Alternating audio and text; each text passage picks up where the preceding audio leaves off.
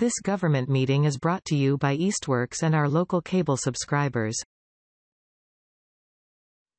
All right. Pursuant to Governor Baker's March 12, 2020 order as extended on June 15, 2021, with the governor signing of Senate Bill number 2475 suspending certain provisions of the open meeting law, this meeting of the Easthampton Conservation Commission will be conducted via remote participation to the greatest extent possible. Specific information and the general guidelines for remote participation by members of the public and/or parties with a right and/or requirement to attend this meeting can be found below. Every effort will be made to ensure that the public can adequately access the proceedings in real time via technological means. In the event that we are unable to do so, despite best efforts, we will post on the City of Easthampton website an audio or video recording, transcript, or other comprehensive record of proceedings as soon as possible after the meeting. Should an interruption occur in which the meeting ends abruptly, the meeting will not be restarted and all agenda items will be automatically continued to the next scheduled meeting. I will now call to order the February 28th, 2022 meeting of the Easthampton Conservation Commission. This meeting is being recorded. For the record, Commissioner Buttrick is absent with notice. Are there any public concerns, non-agenda items? I have not received any. All right, moving on, public hearings and meetings. Public hearing continued from January 24th, 2021. Notice of intent filed by Lathrop Community Inc. at 100 Basset Brook Drive, map 104, lot 2 for improvements to existing trail network, Massdep file number 1510315. This request was filed on June 14th, 2021. Yep, so just requesting to continue again. All right, is there a motion to continue this item to our March 14th, 2022 meeting at 6 p.m.? Motion to continue to March 14th, 6 p.m. Second. All right, roll call vote. August? Aye. Busa? Aye. Buttrick is absent with notice. Ryan? Aye. Whittemore? Aye. Motion carries. Next item, I will recuse myself for this item due to a conflict of interest. Jay, can you take the chair? Yes, I can. Great. Cassie, please let me know when this item has passed. Thank you. No problem, I can do that. Mr. Bolzak is here to present this item. If you want to just take it away, that might be the easiest way to go about it.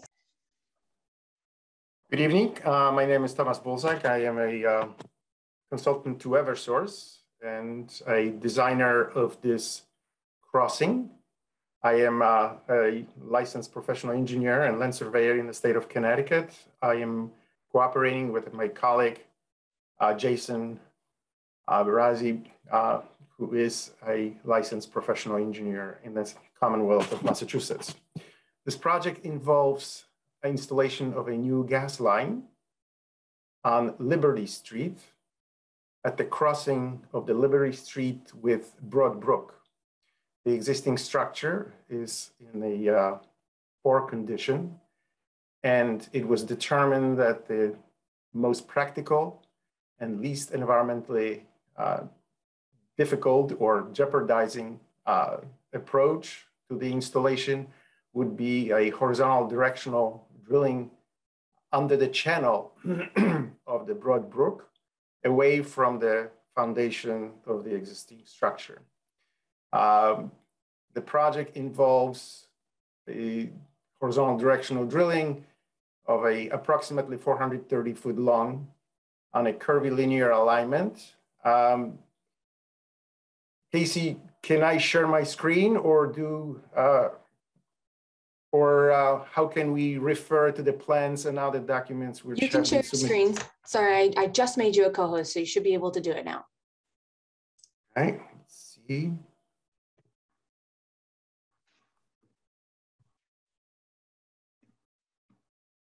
All right. This is the layout of the proposed crossing. The proposal involves starting and terminating of this approach in the pavement of Liberty Street. As I stated, the total length from the entrance to exit point is approximately 430 feet. The plan calls for 426 feet.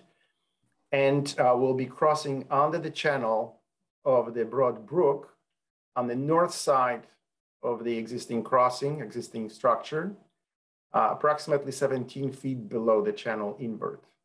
We are crossing under the existing drainage, about station 3+80, and then through the invert of the channel between approximate station 250 and 290 or so. And then there is additional sanitary sewer, which has its easement on the west side of the brook. That's another feature that needs to be crossed. As part of the documentation submitted to the commission is the plan, which consists of 4 sheets.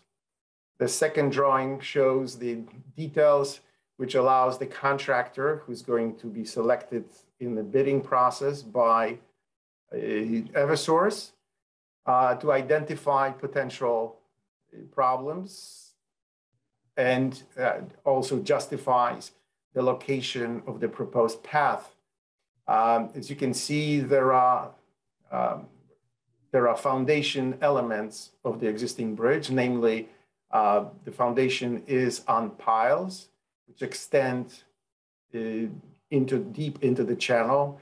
I am of the belief that those are piles which support the foundation through friction. And we are trying to be at least 11 feet away from those elements of the crossing. The design team relied on the information which was already available, and these are the plans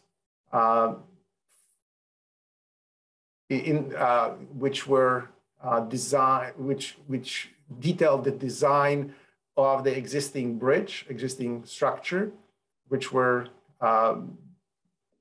designed, I'm assuming, after the 55 flood, because it shows on the excerpts of the plans on sheet 3 of 4. You can see this on your screen right now, that the borings, the soil investigation data were taken. I'm sorry to interrupt. I think we're not seeing that. We're still seeing the first. Oh, I'm sorry. I apologize. All right, this is the detail I was describing, the reference or relationship between the proposed gas main and the components of the existing structure. If you can see my mouse, we are calling for 11 feet away from the tips of the north side wing walls of the structure. And these are the plans I was describing. Boring data were collected for this crossing in September of 1955. Therefore, my presumption that this might have been done after the 55 flood, which was pretty severe in New England, as we all know. The reason why we are relying on these data is because we didn't want to drill additional borings that would potentially require impacting the natural resources. And we felt that the information which is available through the record documents was sufficient, and therefore we are using them in the design of this horizontal directional drilling methodology. As I stated previously, the entrance and exit points are located within the pavement of Liberty Street. Essentially, what will happen, the contractor will make an incision in the pavement, surround the area with appropriate erosion and sedimentation control measures, as he will be advancing, or he or she will be advancing the horizontal directional drilling pilot. That area will maintain any material that might be leaving that incision, and then in the process of completing the horizontal directional drilling path and in the product pipe installation, there will be once the pilot reaches the exit point, there is a change in the operation.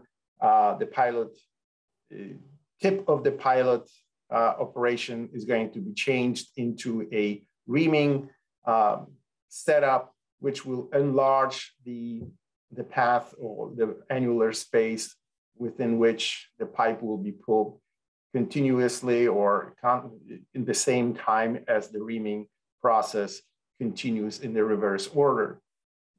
During that process, the contractor will be injecting lubricant into that annular space in order to minimize the stresses on the pipe, on the product pipe, the gas pipe, and also stabilize the hole.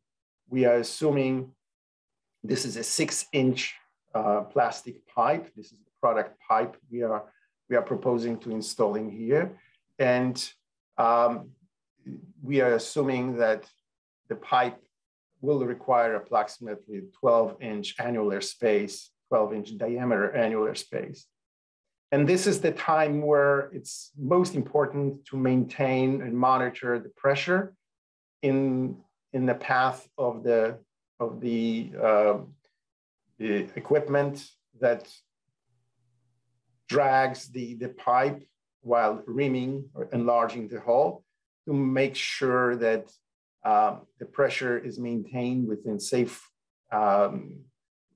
limits and does not prevents the possibility of escaping of that bentonite into the watercourse or wetlands in the area. That's in a nutshell the process this operation is going to be carried out. I'll be happy to answer any questions. I can go into much more detail, but I believe that gives a general overview. As part of the application, we've submitted fractal contingency plan. That's the plan the contractor will have to enhance, and depending on his means and method, produce a working document. This is sort of a set of requirements he will need to fulfill before he starts the work.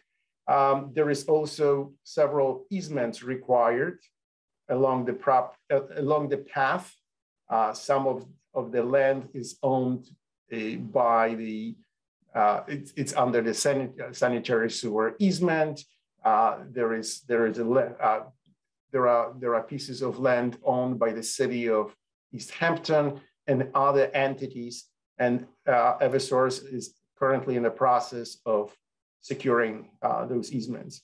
Besides those documents, there is also the application form, and the plan you are seeing on your screen, the 4 drawings with the erosion and sedimentation control you saw on your drawing. I'm sorry, I'm sharing my root directory with the list of documents and a detailed specification of what the contractor is required to do for that crossing. I'll be happy to answer any questions.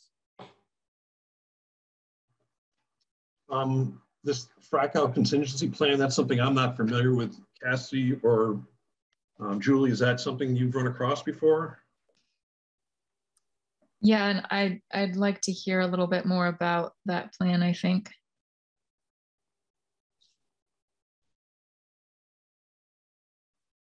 Okay. Yeah, So, sorry, Tom, I'll just add that that was something that DEP recommended that should be included in the plan, but I'm not as familiar with it myself either. So yeah, you can go ahead, Tom. Yeah, this essentially, it gives the contractor certain parameters how to operate in order to make this environmentally safe and operationally successful.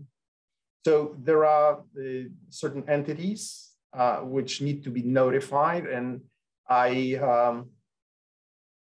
one of the most important components is this is typically a contractor executed specialty contractor executed operation, the name of the contractor is going to be provided once Eversource reaches out into the, gets the project on the street for bidding. So that's the missing name in here. The prime consultant for the Eversource is Sardis Associates, and my colleague, Jason Burgess, is the engineer who signed the plans for this operation. I happen to be a consultant with quite a bit of experience. I typically get involved in gas installations in Connecticut and in Massachusetts for so-called complex components, something that is more complicated than a typical open cut operation. And this is not an environment where we would recommend open cut installation because of the environmental issues related to the maintaining of the flow in the water course, potential fouling of the water course, so on and so forth. I'm sorry to interrupt. Do you mind if I share my screen just so we can show this back out while we're talking about it? I can pull it up now. So I should stop sharing, right? Yeah, I can. I'll go ahead and do it. Hold on just a Okay. second. Okay, go ahead. Sorry to interrupt. Okay, yeah. So those are, there is a need for certain things that need to be performed by the contractor. And again, a lot of these things depend on the type of equipment the contractor has to be qualified to do it. And that's requested by the specification. We ask for at least 5 years, number of successful projects.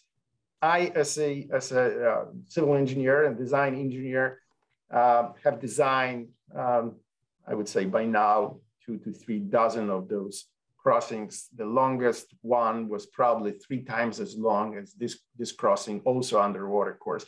But because I am not licensed in the Commonwealth of Massachusetts, most of my practice is in Connecticut. Therefore, a colleague of mine is participating in this project. But going back to the frac out contingency plan, what we are trying to do is make sure that nothing escapes, although the bentonite or bentonite mixture is an innate material. It's largely water with some percentage of bentonite being a clay. But we are making every effort to avoid any of that material being foreign to the natural streambed material or natural environment in here, leaving the annular space or the space for the path of that gas main. So the parameters which are required of the contractor are specified in this flood contingency plan. He has to be prepared to have, for example, certain things on hand. He has to, during construction, he has to provide certain information, volume of drilling material used and recovered, method of material disposal, depth of bore below the water body or wetland bottom. All these things have been designed, but inevitably, there are minor modifications during the installation that depends on the size of the equipment being used and other things. All these things will need to be provided to the Conservation Commission, I'm assuming through the conservation agent prior to initiation of any construction. Also, we are requiring the contractor to prepare for any conditions that might be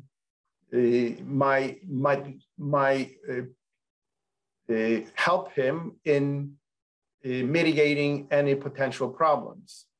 As with any construction, it is prudent to make sure that the contractor has hay bales installed or silt fence as shown on the plans, plastic sheeting. In this case, we are also calling for obvious things like shovel, pails, squeegees, things that will mitigate any potential flow of the bentonite or the material which will inevitably leave the hole, but will be maintained within the incision. So those entrance and exit points, that they don't end up going towards the stormwater drainage system. And those things are listed in the list of materials he will have to have.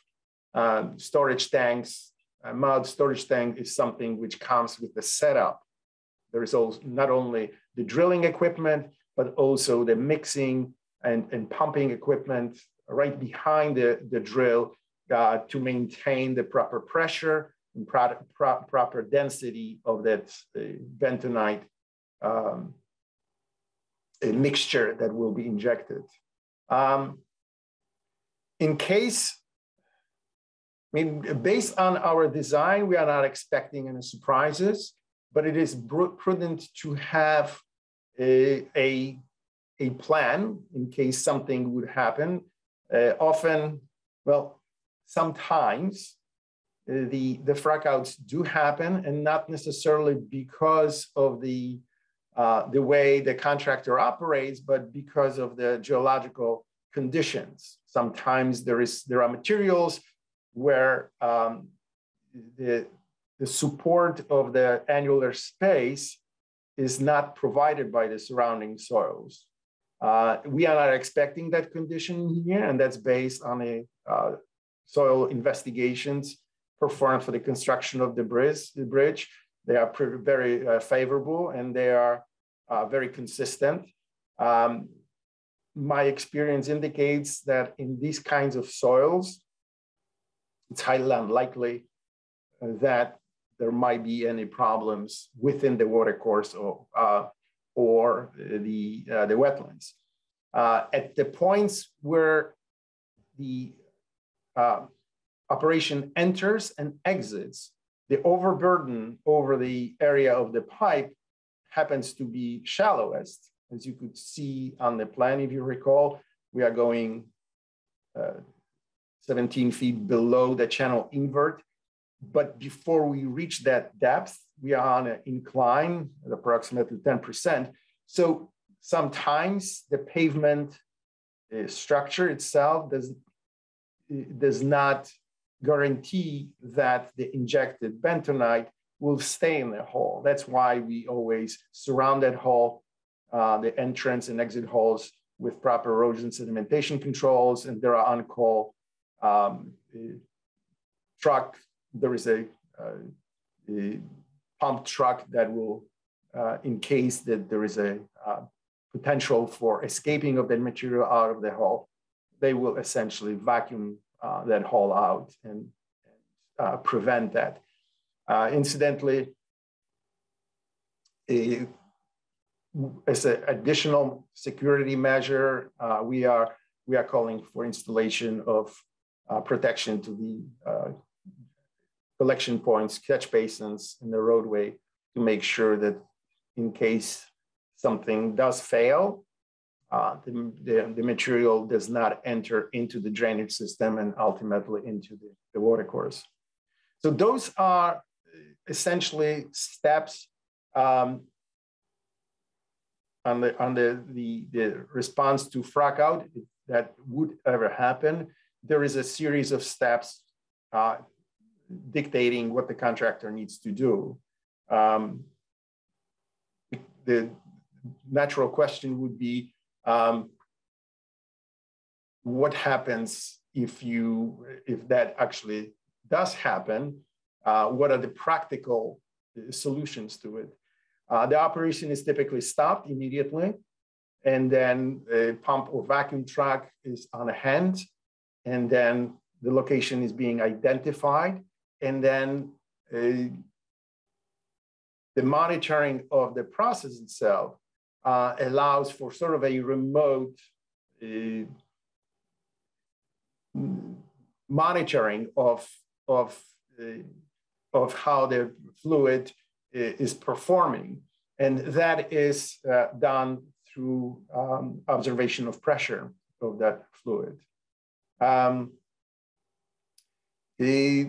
So essentially, these are the typical things we are expecting something should go wrong. But again, based on a design of this path and the configuration and largely the strata, the soil strata, we are expecting no surprises at this location. Was this sufficient of an explanation? It's sort of a good practice, a practice of making sure that we are prepared, even if it's remotely, only very remotely possible that might happen, that we have a plan that would be instituted. So I understand that the FRAC plan is for, unexpected circumstances, but I'm not sure that I'm fully understanding the expected circumstance. The RDA indicates that you're going to be creating a slurry, and the drawings and the details show sump pits and dewatering areas. I'm not actually seeing those shown on the plans. Am I missing them? They are very small, and they are identified as entrance and exit points. Typically, because this is a small pipe, we are advancing in here. That incision in the pavement is going to be, let's say, about 10 feet long. Yeah, I can zoom on the entrance and exit point. So there is a longitudinal incision. Proposed HDD exit point is viewed, it can be viewed at station 0 plus 80 or so. And similarly, we are proposing to drill from the east. There is a proposed HDD entrance point. Those things can be reversed. So, but essentially they act as the same entities. They act as collection points. First, removal of the pavement. So the drill doesn't have to slide on a bituminous pavement. There is a saw cut in the bituminous pavement. Then the subbase is being removed. And that creates sort of a basin, a hall, with stable walls. And then at that point, once the contractor removes that material and creates, from my experience, this is typically 3 to 4 feet deep, 2 to 4 feet deep, starts advancing the pilot drill, and that pilot drill exits at that designated location at the exit point, about on the reverse slope of about 10%. Okay, so essentially the area, those pits are about 2.5, maybe 3 feet wide and about 10 feet long. 10 feet long because of the slope of the pipe or at the entrance and exit point. Otherwise, if we could go with a steeper slope, those sections could be a little shorter. Am I making sense? Am I describing this sufficiently? So where did the geotextile fabric and the crushed stone that are shown in the details come into play? Those are sort of dams which will be built around the entrance and exit point. The erosion sedimentation control fence or hay bales are identified in the areas where they really don't go along with the HDD operations in here. But in order to connect to the existing gas facilities, there is a need to go outside of the pavement area. So that's why we are surrounding the potentially disturbed area of the soil with the erosion sedimentation control silt fence or hay bales. But the watering settling basin, this is sort of one of the methods of surrounding the incision in a pavement to create an additional dam around it to maintain that opening where the injected bentonite is going to flow. Again, this is sort of a generic plan. The contractor has a choice, and I've seen this being done in such a way that he lays out the filter fabric, and even uses cold patch bituminous material and creates a dam around it in order to further secure the area from, so the bentonite slurry cannot escape. So will there actually be any dewatering and pumping, or is no, this there an won't be extraneous any detail? dewatering and pumping within the watercourse and wetlands. This is only for the entrance and exits points, sort of additional security measure. And will you be actively dewatering from those holes? No, what happens is the slurry, the bentonite slurry is recycled. So it gets injected, but also goes back into the pump truck where the mixing goes on, and there is a continuous monitoring of the volume. So we are not proposing, that might be misleading, the dewatering settling basin often is used in the environment where we are in a wetlands or watercourse, and we are trying to lower groundwater, perhaps, and this is the pumped water before it gets discharged into a proper way, allows for settlement of sediment. This is sort of a generic detail adopted for installation around the entrance and exit holes.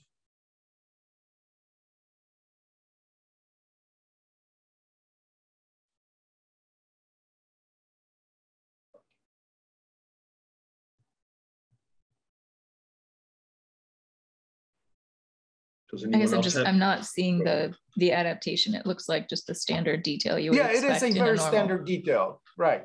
But typically what would happen is we would have, the idea in here is to have an additional, as I said, the entrance and exit holes are going to be 2 to 4 feet deep in order to make it even safer. I mean, you have to envision that the operation involves rotating bit, right? If there is any splashing or any of that nature happening, that will be surrounded by the hay bales, and it will be held in those areas rather than allowed to flow. We are dealing with a pretty steep slope of the roadway in this location. So in order to make sure that nothing escapes from those holes, especially on the east side, and gets into the drainage system, we are proposing to have this generic additional dam sort of around this area. But as I said, this is not to direct the contractor. This is still with the realm of means and methods for the contractor. Often I've seen contractors bring on the pump trucks, and they would keep the hose in the hole and maintain, if there was imminent escape of the fluid, they would start pumping.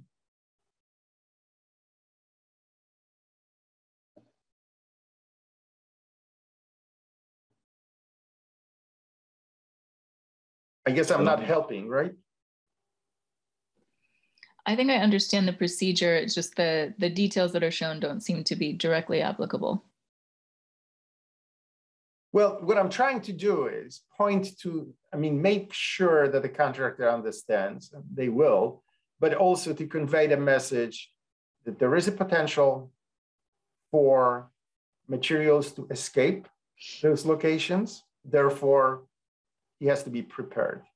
That typical section of the sump pit, it is in reality, that the way I think of it, it's an adapted typical sump pit from any excavation in the groundwater, where the material is going to be collected and can be pumped out of it rather than allowed to overflow the banks or the limits of that pit or that dewatering settling basin.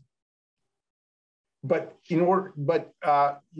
if the question is, will we go into the wetlands or watercourses? I can assure you that that's the whole idea in here was to avoid doing that. So that's why we are within the pavement. And where will there actually be stockpiles, and where will those be located? It will be within the pavement. The idea is that we will occupy one lane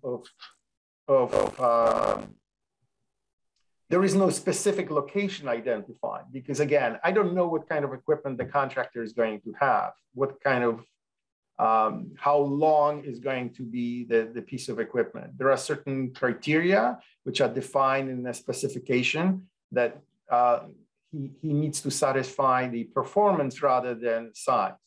So, but the idea is that the traffic will be maintained on one lane, and the other lane where the entrance and exit points are going to be set aside for the contractor to store equipment, store material, have his crews monitor the path of the HDD, all these operations.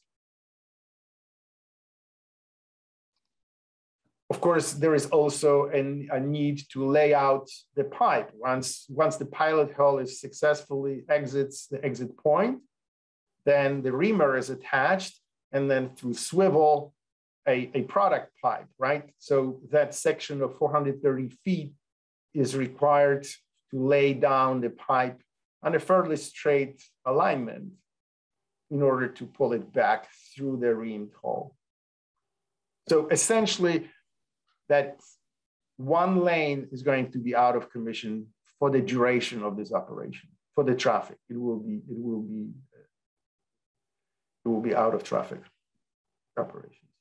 On the plans, it looks like the ENS controls are shown on the north side of the road on the west edge, but on the south side of the road on the east edge. Is that a mistake if all of the work is happening on one side? No, it's not. It's, again, because, well, the curb line is identified with a double line.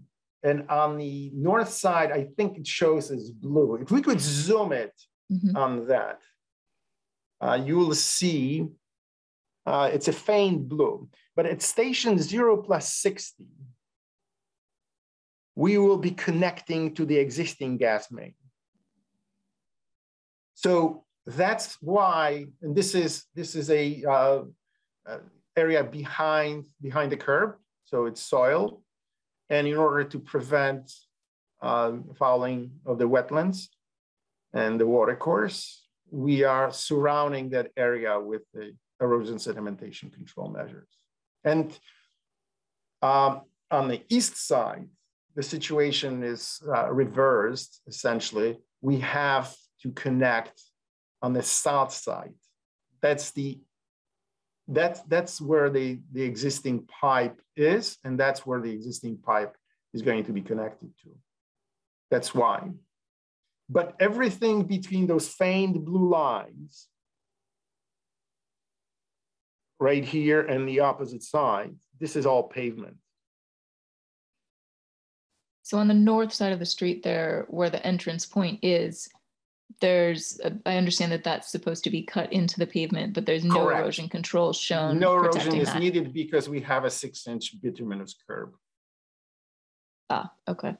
Yeah, but then if you follow the path up to station, let's say 3 plus 70 in a reverse order, you'll see, no, I'm sorry. There is a catch basin, an existing catch basin, opposite station 3 plus 70.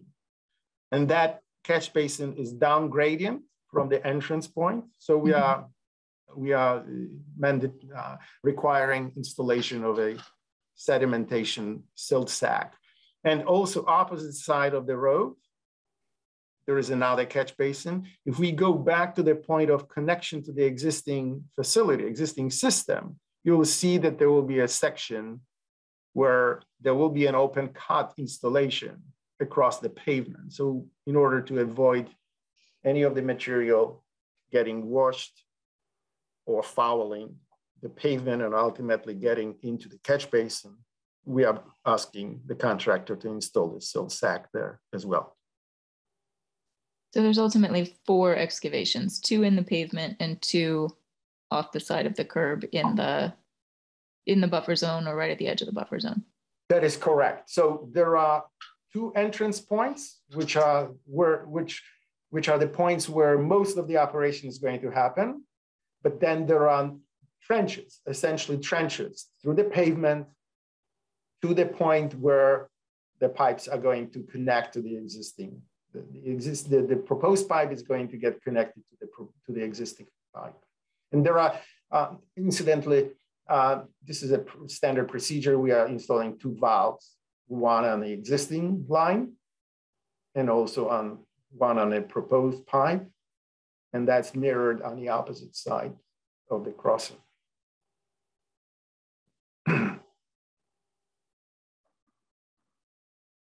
And how accurate is your ability to actually follow the curvilinear path and stick to exactly where you expect this directional drilling to go? There is a monitoring tip.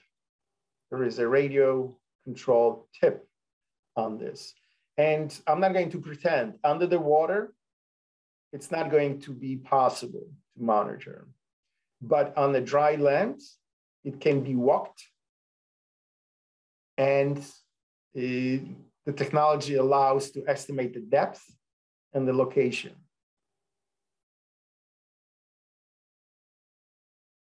So up to where you see the water course,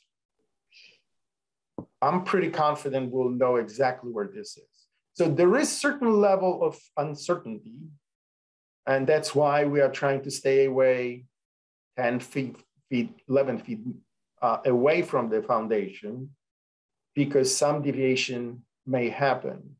Although I've been in a situation where soils were not very conducive, they were changing strata, and part of the HDD had to go through bedrock. And the contractor had to drill it 4 times before he actually was able to accomplish the design, or very similar to the design path. So, but in this case, we don't think it's going to be a problem because the soils seem to be very uniform and very, well, I don't want to say easy, but definitely the environment is conducive to this methodology. And so would you say that the margin of error is that you're likely to be within a couple feet of the couple of feet, path? Yes. Okay. A couple of feet. And did you say we're 17 feet below the channel when you go under? Correct, and that's indicated on a profile of the lowest point. We have the surveyor section the channel through this area. And so we are proposing 17 feet minimum below the channel invert. There are obviously locations where it's going to be much deeper, approaching twice that, or maybe 25 feet. But within that critical location of the channel, that's what we are asking to do. I'm sorry, I misspoke. This is an 8-inch high density polyurethane pipe rather than 6-inch.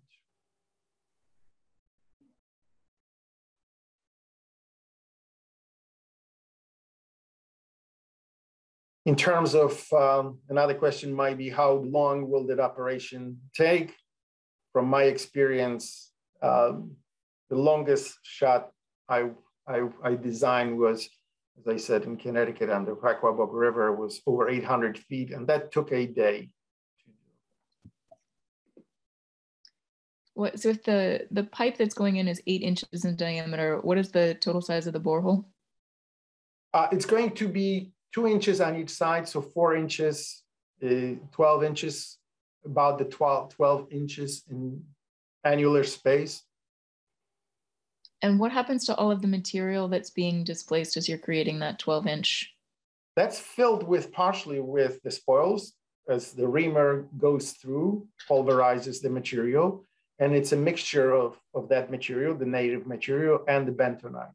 That's what creates that support for the annular space, sort of fills that void and lubricates as the pipe is being pulled through. But you have to leave it 8-inch diameter void for the pipe. So where is all of the material from that void winding up? It's getting pushed again to the inlet or entrance and exit point. That's why it needs to be pumped out. It needs to be removed. Because the pilot hole is going to be done with the 3 or 4 inch drill. And then there is going to be a reamer. Once it exits the exit point, there is going to be a reamer of that size, let's say 12 inches.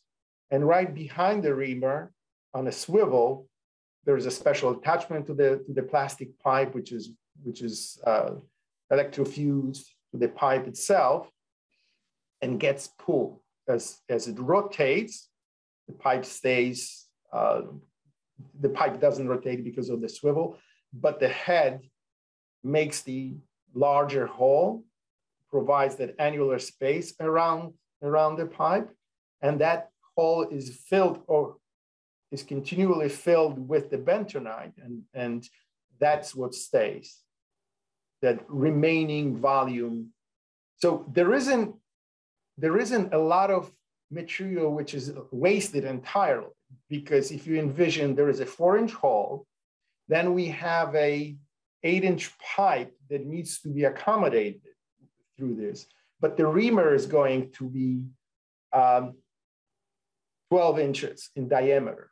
It's not a very precise 12-inch diameter because it has teeth and so on, but the annular space is between 8-inch pipe and the reamed hole, right? So that's the volume which will be injected, and it will stay there. That will be maintained, and that will keep provide the support for the hole. But is the material that would have been where the pipe is going to remain all getting rinsed out as slurry and trucked off, or is Yes. it getting compressed to the sides? Both. Not all of it. Volumetrically, it's impossible to estimate precisely that, but yeah, it's a combination of both. Okay, so there is a non-insignificant amount of material that's going to come out and be trucked away. Oh yeah, there is. Well, first of all, there will be a lot of material injected in, and that's why this entire setup involves the drill with a series of pilot pipes. Right behind it, there is another truck with the mixer and the pressure gauges and the pump that mixes the bentonite, injects that and lubricates. And then as it gets pulled out, the lubricant, it gets pumped out. But it's all self-contained, or it's contained within the setup.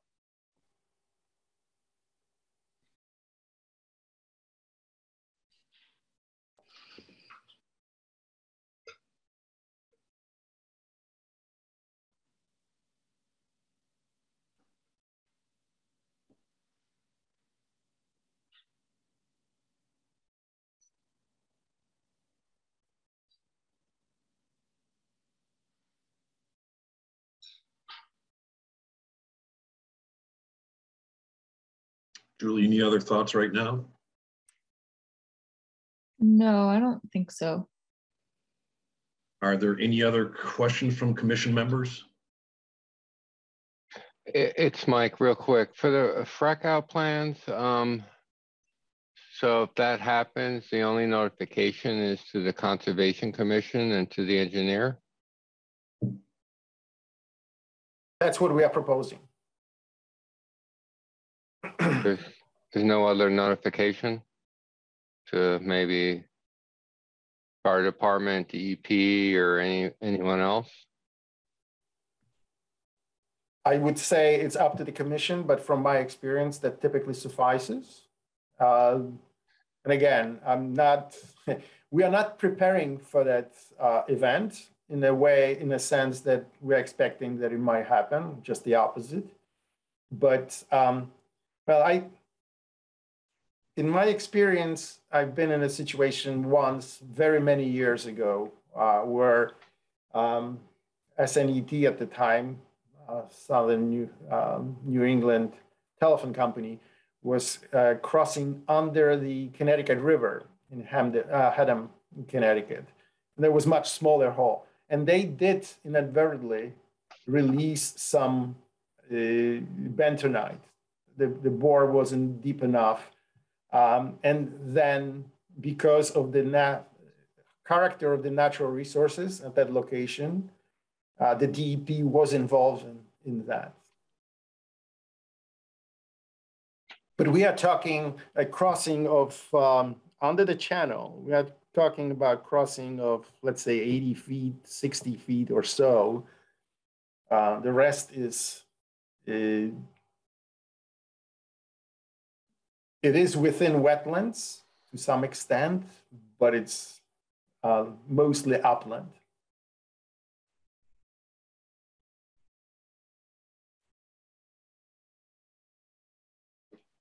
Okay, Jay, I think that's all I had. Any other commission member questions? Are there any questions from members of the public?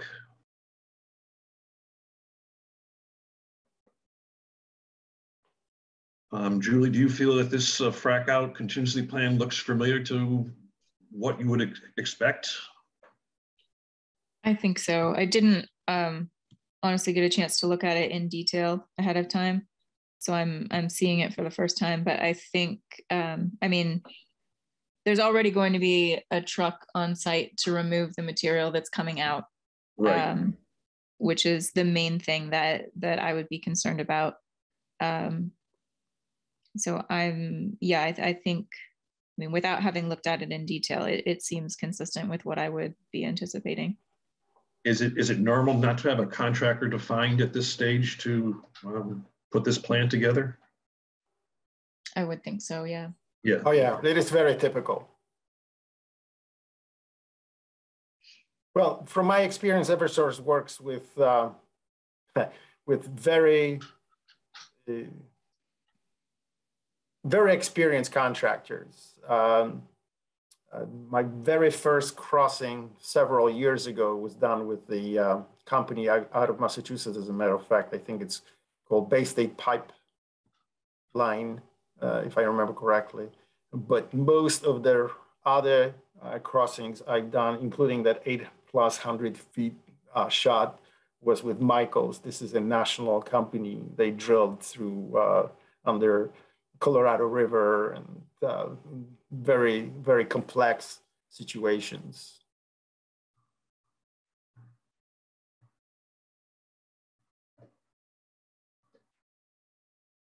Julie, go ahead. The commission could condition, you know, if they were to find a negative determination type 3, you could condition, you know, I don't know if there's going to be like notification before it begins who this final contractor is, and submission of the final frack out plan. That could be an option to consider. That would make sense to put that in as a condition of number 3, right? Mm-hmm.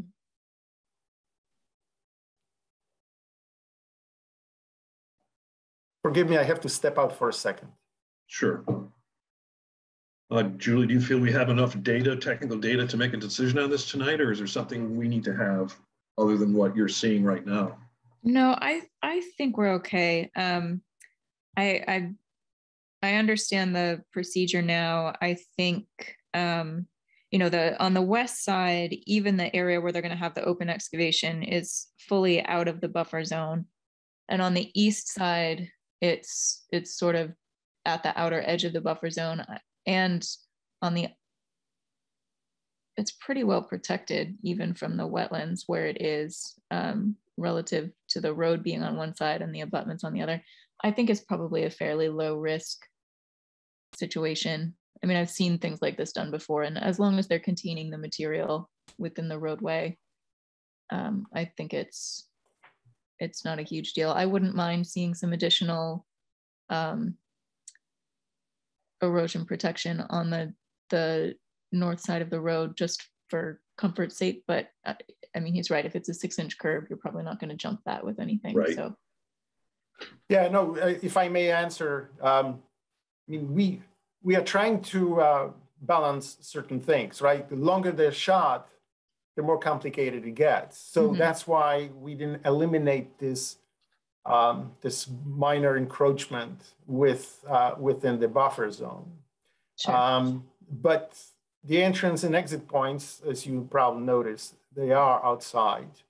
I'll be more than happy to add another layer or level of protection if you feel it's required. But honestly, I think that should be sufficient, because I've never been in a situation where the bentonite slurry would go out of the hole and not being noticed by the contractor, because there is a large crew. Often I actually go out in the field and monitor things as well. I feel responsible for the design. So it's not something that would be done just haphazardly. It's typically planned. It's a very costly operation too. So saving on some mundane things is typically not happening. Right.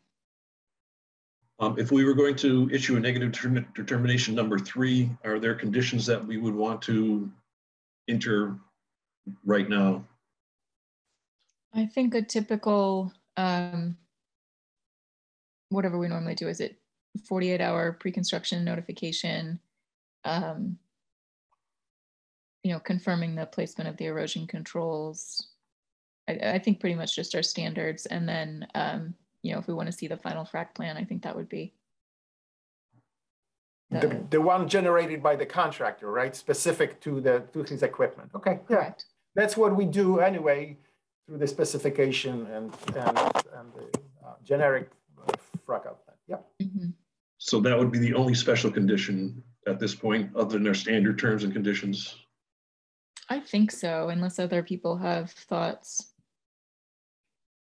Does anyone else have any special conditions?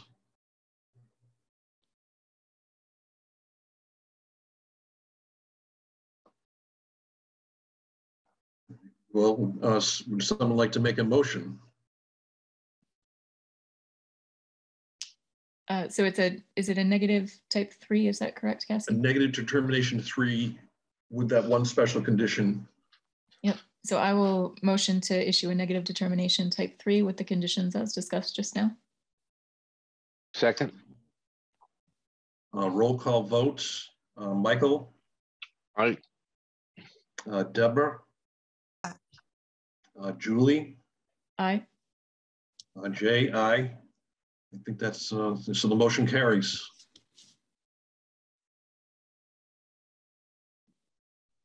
Okay, great. So I will get that sent over to you, Mr. Bolzak, once I finish drafting it up and writing in those special conditions. And then we can go from there whenever you guys are ready to get started. And I think that's it for now, unless you have any other questions. Because this is the first time I'm doing this for the area of Easthampton, am I required to resubmit these plans with those conditions somehow affixed to the plans, or that's not necessary? It all depends on the municipality.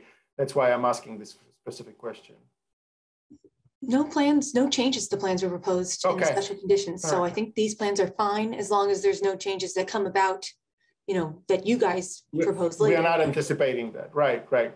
No, sometimes the conditions get sort of included in a set of drawings before they go into the bid, and by creating an additional sheet. But if that's not necessary, I will make sure that the contractor receives the same documents plus the conditions and your determination as part of the bid process.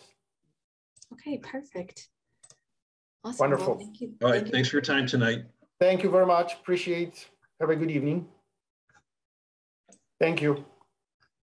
Thank you. Okay, awesome. I do have a request to take an item out of order next, if we can. It's item 8B for the Nashwanik Pond barley straw use proposal. We need to call Melissa back.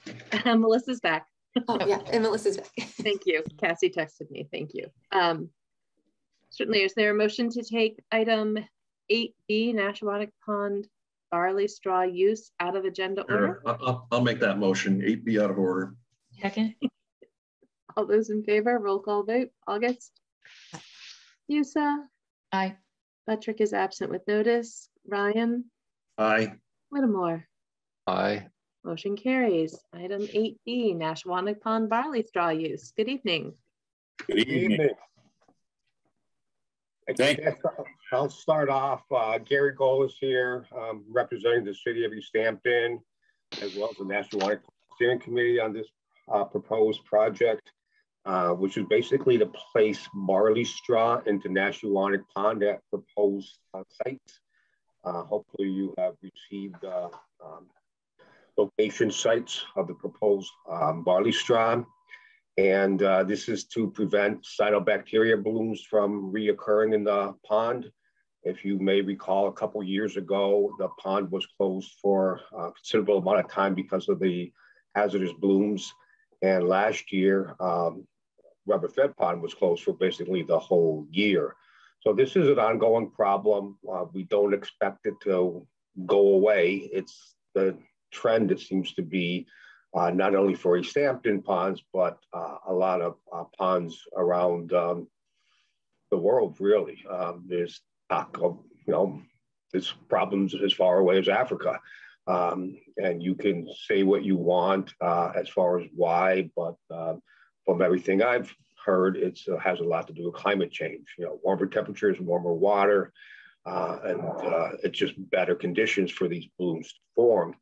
So the idea is to place barley straw at certain points in the pond to prevent the growth of these hazardous cyanobacteria blooms.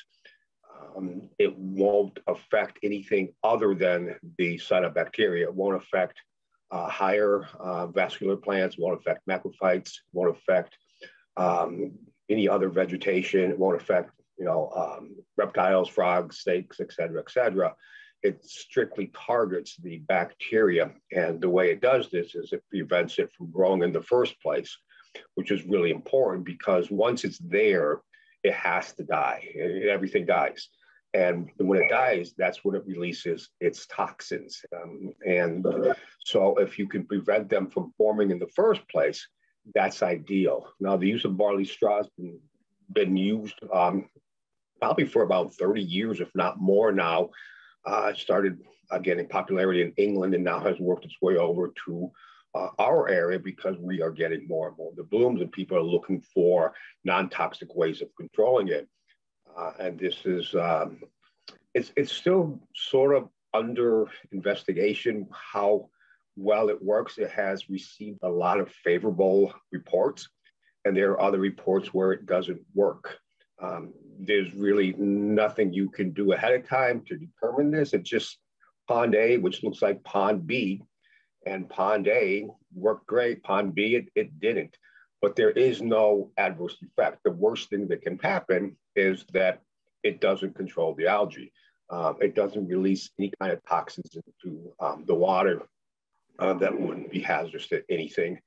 And kind of taking it on a slow, kind of just a few areas. I'm like, well, more than a few areas, but not the whole pond. We don't want to cover the whole pond in the barley straw. This is sort of like, let's see what happened. And the points that were picked out are the areas that are most likely to form these blooms. Over in the center of town, it's not as likely. And again, this is something we don't want to just, put tons of barley straw into the pond. The whole idea behind this is that the mechanism is sort of unknown, but basically when it comes all down to it is that it releases a hydrogen peroxide into the water, and that's what prevents the algae from growing. What we've been looking at is we did have a site visit, and we were thinking, depending on how the board feels, whether this would be something that could be added to the existing notice of intent that we have on file for the algae and herbicide treatment, even though it's not an herbicide or an algicide. It's called an algistat, which basically means it prevents algae from growing. That would certainly be the easiest way to do it from a standpoint of from the way we're looking at it. But we're looking for guidance from the commission as to the best way for us to proceed with this. That's about it. Okay. Gary, could you or Cassie, could you share, just for the sake of the record, the figure showing the proposed locations where these would be? Is deployed the right word? Yeah, Gary, if you have it right there, I made you a co-host. If you don't, I can pull it up too. So yeah, I don't have it on this computer. It's on my other computer. that's no problem. Yeah, but hold on, just give me a second. I can pull it up. And then perhaps, Gary, if you could just kind of step the commission through the process or a timeline. They go in, they're in, they come out. They do come out. The ideal way of doing this is to put them in about 4 to 6 weeks before algae would start growing, because once the algae grows, it doesn't help. This is a preventative measure, so it would have to go in springtime. It takes a while. The lignins in the barley straw start to decompose to a certain extent, but they don't decompose a lot, but these chemicals start to get released. So you want them to be released before the algae grows, and then at the end of the growing season, the bales do get removed. Okay. The idea is to place them, again, the smaller red dots would be an area that would not have a lot of barley straw. Mm-hmm. Bigger ones, more barley straw, and the gold circle there means that several coves will get barley straw. And what the proposal is that the the National Water Steering Committee has purchased the barley straw, and volunteers will put it in like onion bags. And that's where they'll be deployed. Onion bags are great because if you just throw a big, huge bale of barley straw in there, it needs surface area. It needs that water to go through it. And the more confined, the more dense the bale is, the less likely it is to work properly. So for water to be able to flow through an onion bag or something similar is the optimal way, at least from my perspective, to do something like this. And especially on a scale like this, which is kind of a smaller scale. So I guess my question, and I obviously want other commissioners to pose their questions. The locations that have been identified here, do you have any, or anywhere in the pond really, do you have any concerns about potential, for lack of a better word, vandalism or other interference? Yeah, you never know what's going to happen. I remember building a kiosk for the Prescott Conservation Trust years ago, where John Bader Park is now, and it lasted all of a day. They literally threw it in the pond, okay? And this was cemented in, okay? So you don't know what people are going to do. Allison Ryan, who sort of spearheading this whole project, she's done a lot of the research, and she's available for questions as well tonight. This is what they came up with. This is the locations that through her research and talking to other so-called experts, decided that this is not my plan. This is the plan that Allison was able to form through her talking to people that know how barley straw is deployed and has experience with this type of material. As far as vandalism, you don't know. I mean, the worst thing that can happen is they can cut the bags open and the barley straw would be released, which would look bad, but it wouldn't do any harm. The location is actually in coves. So as far as people that will just be, canoeing or kayaking through the pond, they're not going to come in direct contact with it unless they go into the coves. And we just have to have some faith in, the people that there is no reason to do vandalism and hope for the best. Well, I agree. There's no reason for vandalism. No, but it's obviously no one can say it's not going to happen, Right. No, understood. So is our volunteers from the Nashwanik Pond Committee going to be checking on these sites on a regular basis? How, I guess, if you could describe the plan to kind of document and measure efficacy here. Well, what's going to happen is that the barley straw is going to come in bulk. Volunteers will put them in the containers, whether it be an onion bag or something similar. It'll then be deployed into the pond. They'll have to have some kind of a buoyancy to it. We don't want it just sinking. So about half of it will be exposed above water, half of it will be below the water. That's an approximation. It might be something as simple as a water bottle that could hold it up, because there's not a lot of weight associated with these.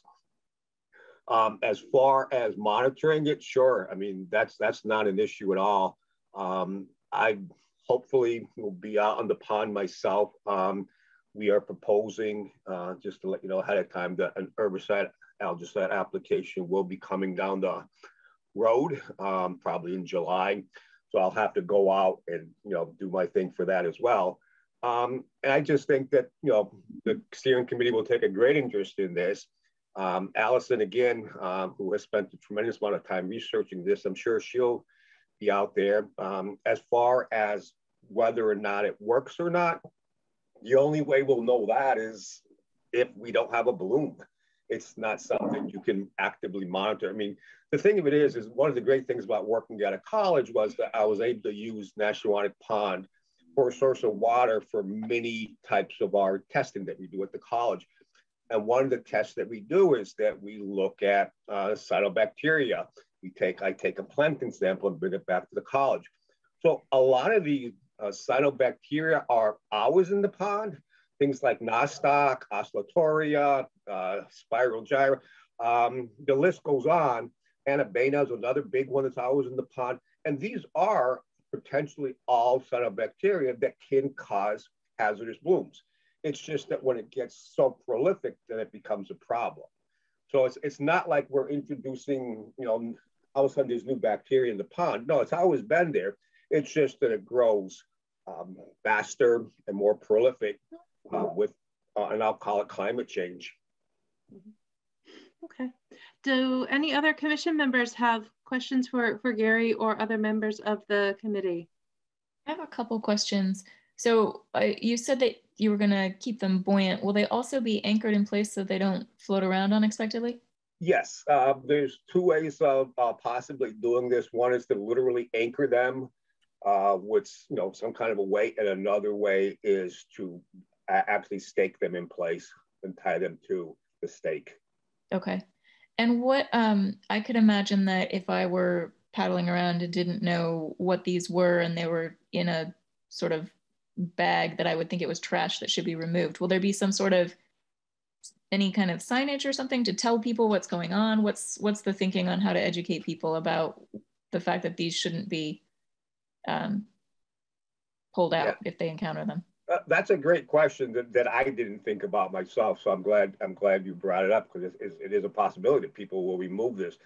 Certainly there can be some kind of a release from the steering committee, how many people they have, a site, a Facebook site, whether or not there should be signage around the pond. We could put something up. It's just that I'm not sure how many locations it would take to let people know, because a lot of people will launch their canoes, kayaks, etc., right from the boathouse. So maybe some kind of a signage there would be great. Center of town where rarely paddlers are, that would be another great location. So yeah, that's a good point. Yeah, point well taken. Could those locations, Julie, do you think it makes sense for those locations to be consistent where past treatment signage has been posted, at least at a minimum?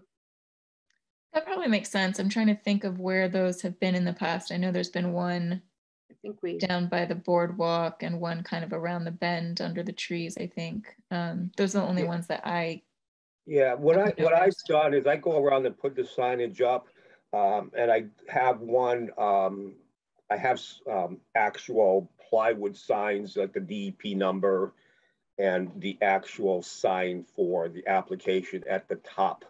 I still call it the boathouse, but it's where the public boat launch is now. And then another sign down closer to the water on their bulletin board. I put other signage on telephone poles around the pond, and then the bigger one is where I think where you're saying right in the bowl area. I put one. I stake it right into the ground. That seems reasonable. I think that coupled with the committee's social media platforms would be, it would hopefully reach as many people who are interested in the pond as possible. Right. The fishermen, Allison has contacted some of the fishermen who use the pond and made them aware of the possibility this was going to occur and if it would be a problem from them, and it was a negative from their standpoint. But they're kind of a close-knit community. I noticed that a lot of them know each other. And so once one knows, then 5 will know and then 10 will know. I think the word will get around to everybody, who knows. But between, like you say, social media and actual physical signage, those are great ideas. Okay. I don't have any other questions at this time. And I don't really consider this, it's pretty innocuous in terms of the I'll call it work proposed. I don't think I see a need to even amend the open order. I feel that this is sufficient documentation and description, and I would just ask that the implementation of this strategy be treated with the same notification conditions and follow up as the originally approved approach. But do others have comments they want to add? Cassie, are there any? Yeah. Sorry, I feel like I cut someone off. When the actual application occurs or the placement occurs, I can either myself or have somebody document it, take some pictures and send them to the commission, and periodically report to the commission. And of course, if all of a sudden we get a report that we have toxic bacteria in there, you'll be hearing from Bree, I'm sure, and the rest of us that, we gave it our best try and that didn't work, but I'll keep the commission posted. No, I think we'd be very curious to. Yeah, a lot of people are actually. It's amazed how I talk to different people. And say, let us know how that works out. Let us know how that works out. Because again, it's had more good results than no results, but it's something that, because it's so innocuous, that people want, well, maybe we should be doing this for our pond. Maybe we should be doing it for our pond. So this may spread like wildfire. Who knows? Excellent.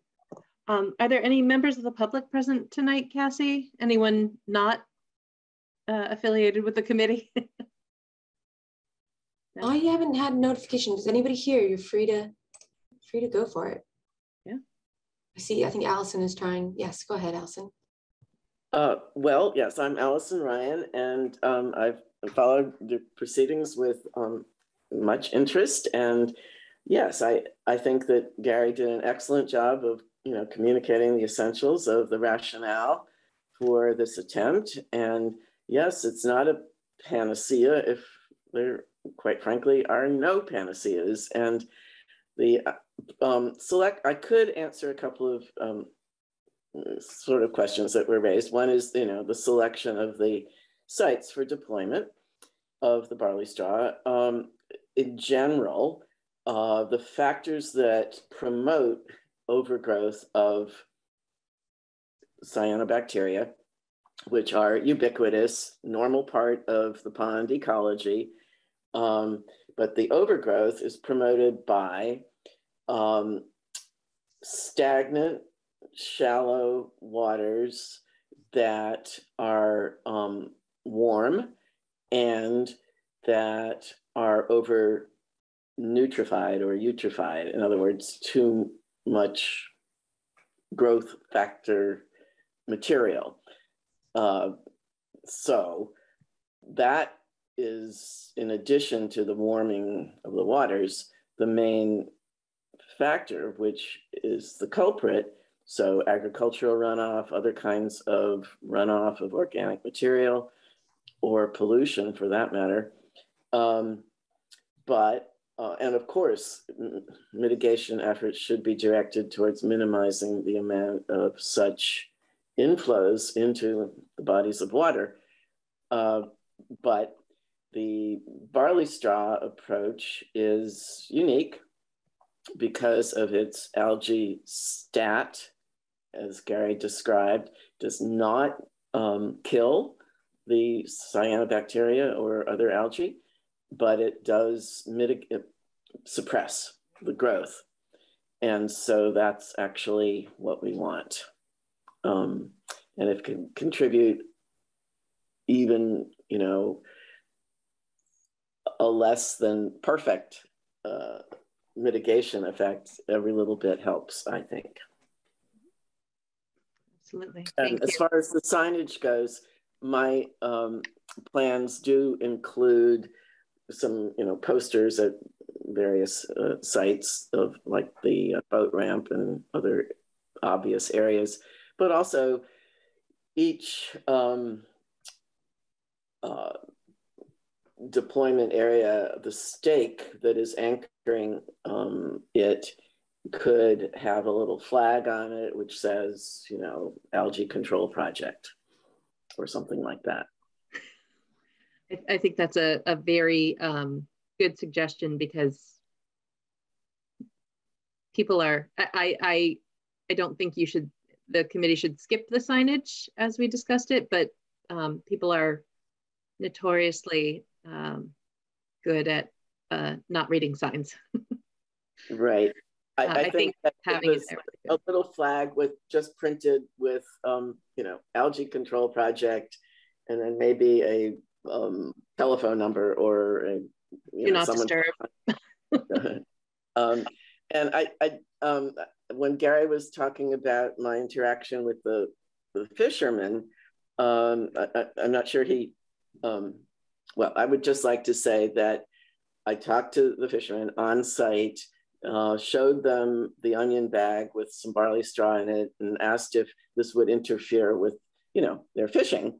And not only were they not, you know, they were wildly enthusiastic about anything that can be done to improve the water quality that actually interferes with their fishing. And they said, oh yes, we'll work around it, no problem. You know, as long as we can see it, we're great with it. And they actually offered some of them to, you know, to help with the deployment and with their boats. And so I think that we should engage them in the effort so that they're as stakeholders, they'll be even more committed to, you know, not vandalizing the onion bags, quite the contrary. Sure. No, I think that's a fine plan. So with that, are there any other questions, comments, concerns to be made by members of the commission or members of the Ashawanak Pond Steering Committee? Sure, I can jump in. Paul knows. I just want to say thank you to Gary for an excellent presentation on the matter, as well as Allison for her undying research that she placed into this whole matter. I think it's a great potential solution to a problem that basically shut down Ashawanak Pond a couple times and interfered with people being able to rent kayaks or use the water. And the dangers of cyanobacteria worldwide are quite evident in the fact that this is something that we need to take very careful note of. And that's thus the reason why I really met with Allison a number of times and really felt her passion and enthusiasm towards this. So I think that's great. As you can see from the Winterfest, Ashawanak Pond Steering Committee will have no problem with the volunteering of work when it comes to putting this project together and helping Allison. And I also would like to thank the Conservation Committee wholeheartedly for your open-mindedness and I appreciate you taking this under serious concern and helping us out. So we're all a great team here in this town and city. And thank you very much from all of us. Well, thank you all for your time and your attention to this. Since there does not seem to be any reason to even modify or amend the committee's open permit, I think we are just we're good. I don't think. Minutes. Would it just be like, yeah, like a minor change, and then I can send them a, yeah. Right, it's a minor modification, at least for this year, to be determined in future, as discussed during this meeting, and the commission does not feel that a formal amendment is required.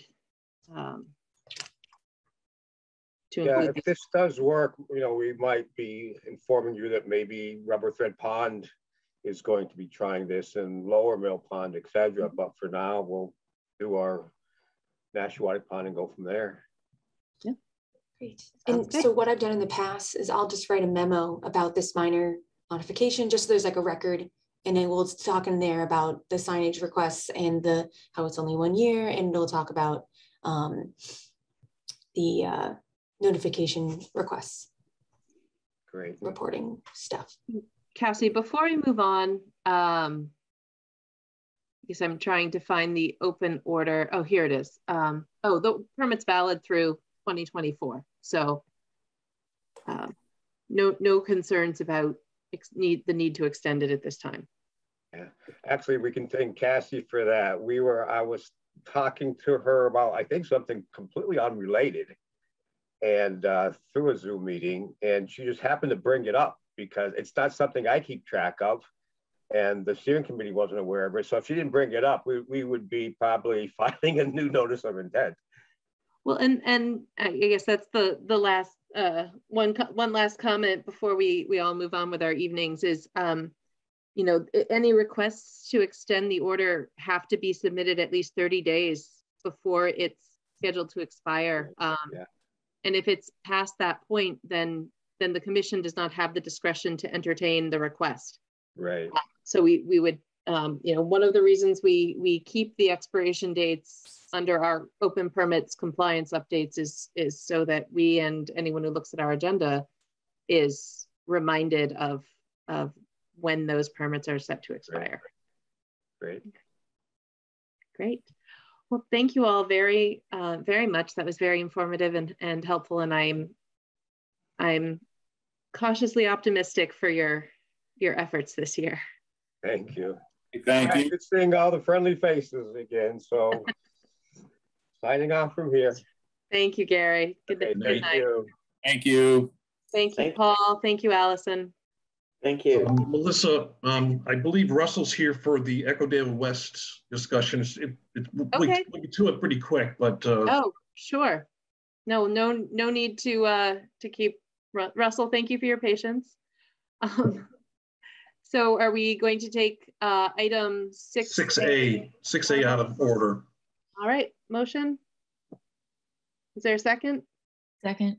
All those in favor, August? Aye. Fusa? Aye. Buttrick is absent with notice. Ryan? Aye. Whittemore? Aye. Thank you. All right.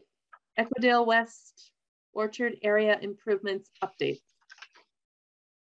I want to thank everybody for their attention to this parcel. It's really nice to see, and I really appreciate your efforts. I also Laura Fisher's here in the meeting, who's was instrumental in setting up the community garden on that parcel, and so I think where we left it, I watched the last meeting on YouTube. You guys looked great, and I'm wondering if you came to the bottom of any conservation restrictions on that 24.267 acre parcel there. Near as I can tell, it's in 61A, which I don't think even matters since the city probably doesn't tax itself. But besides that, it's just plain old R35 land. That's my understanding as well. I didn't see any indication that it was under APR or conservation restriction. It's identified as open space, but doesn't have either of those designations. It was purchased using self-help grant funds, but those the restrictions under that are all quite general and didn't apply to any of the things that we had talked about at the last meeting as being potential things to do on that land. So I don't think that would be a barrier either. Where it's come up is thinking about an element which would be an accessible trail, which would be very difficult to build on APR land. But if it's not under any particular conservation, then it could conceivably be done. I've been talking with Marty Klein, who built the large accessible trail, and there's some money available for things like that. So we're just coming up with some basic ideas. I just sort of I really appreciate that we made some forward progress and got to see the land over there, and it just makes your head swim with ideas about what it could be. So, did you have anything, Laura, in particular?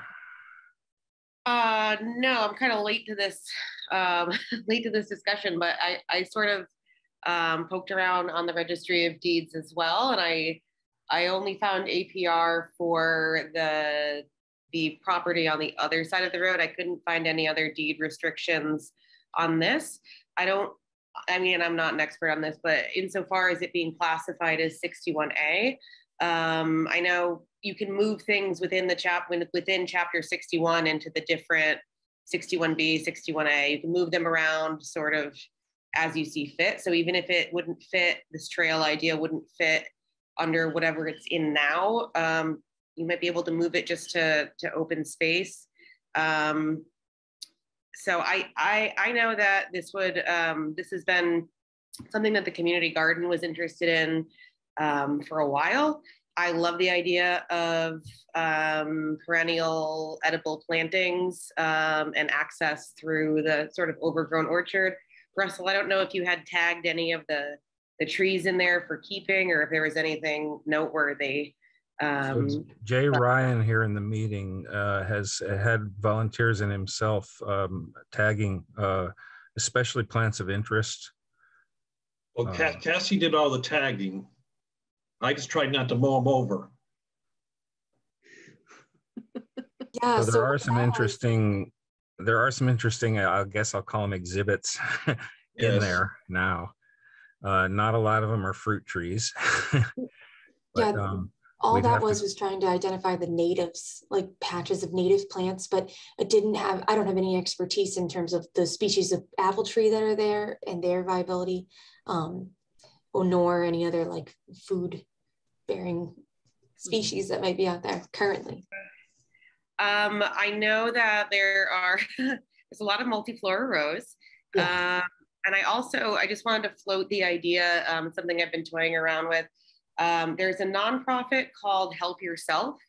I think they're out of Franklin County, and they work specifically on perennial edible plantings. They will install and maintain. And I have a contact there. They've got, I think, like service berries and other plantings at the courthouse in Northampton. They have installations along the bike path. And it was perennial herbs, edible, berries, fruit trees, things like that. So just an organization to keep in mind. I think there's a lot of political will behind these kinds of ideas right now. I'd like to see more of this type of stuff in town. I think that's very consistent with the vision the commission has slowly been making its way toward realizing for this area. An accessible trail or some sort of trail, preferably accessible, edible installations. I'm not sure quite how to phrase that, but that was a topic that had come up in the past. There were just a few false starts and road bumps, speed bumps along the way. So we're happy to be making some progress here, thanks to Jay and Russell and Cassie and everyone else keeping it on the radar screen. Yeah, and just, you know, to give an update on the current status of it, you know, the commission has, or money has been secured through the CPA for this initial vegetation management of the invasives like the multiflora rose, and that includes you know, a cut stem treatment that we're working through with Land Stewardship Inc. And so we're actually going to be picking that back up again here this spring. The initial clearing was the first step, and then more detailed work is coming here in the spring. But in terms of the installation of a trail or more work that is outside, oh, and then also, excuse me, the management of the trees, the apple trees was included in that. But in terms of putting in a trail and things like that, that might be a future plan and ask. That is like the next thing to do once this invasive situation is kind of got under control. So I think it's good to start figuring that out. Mm-hmm.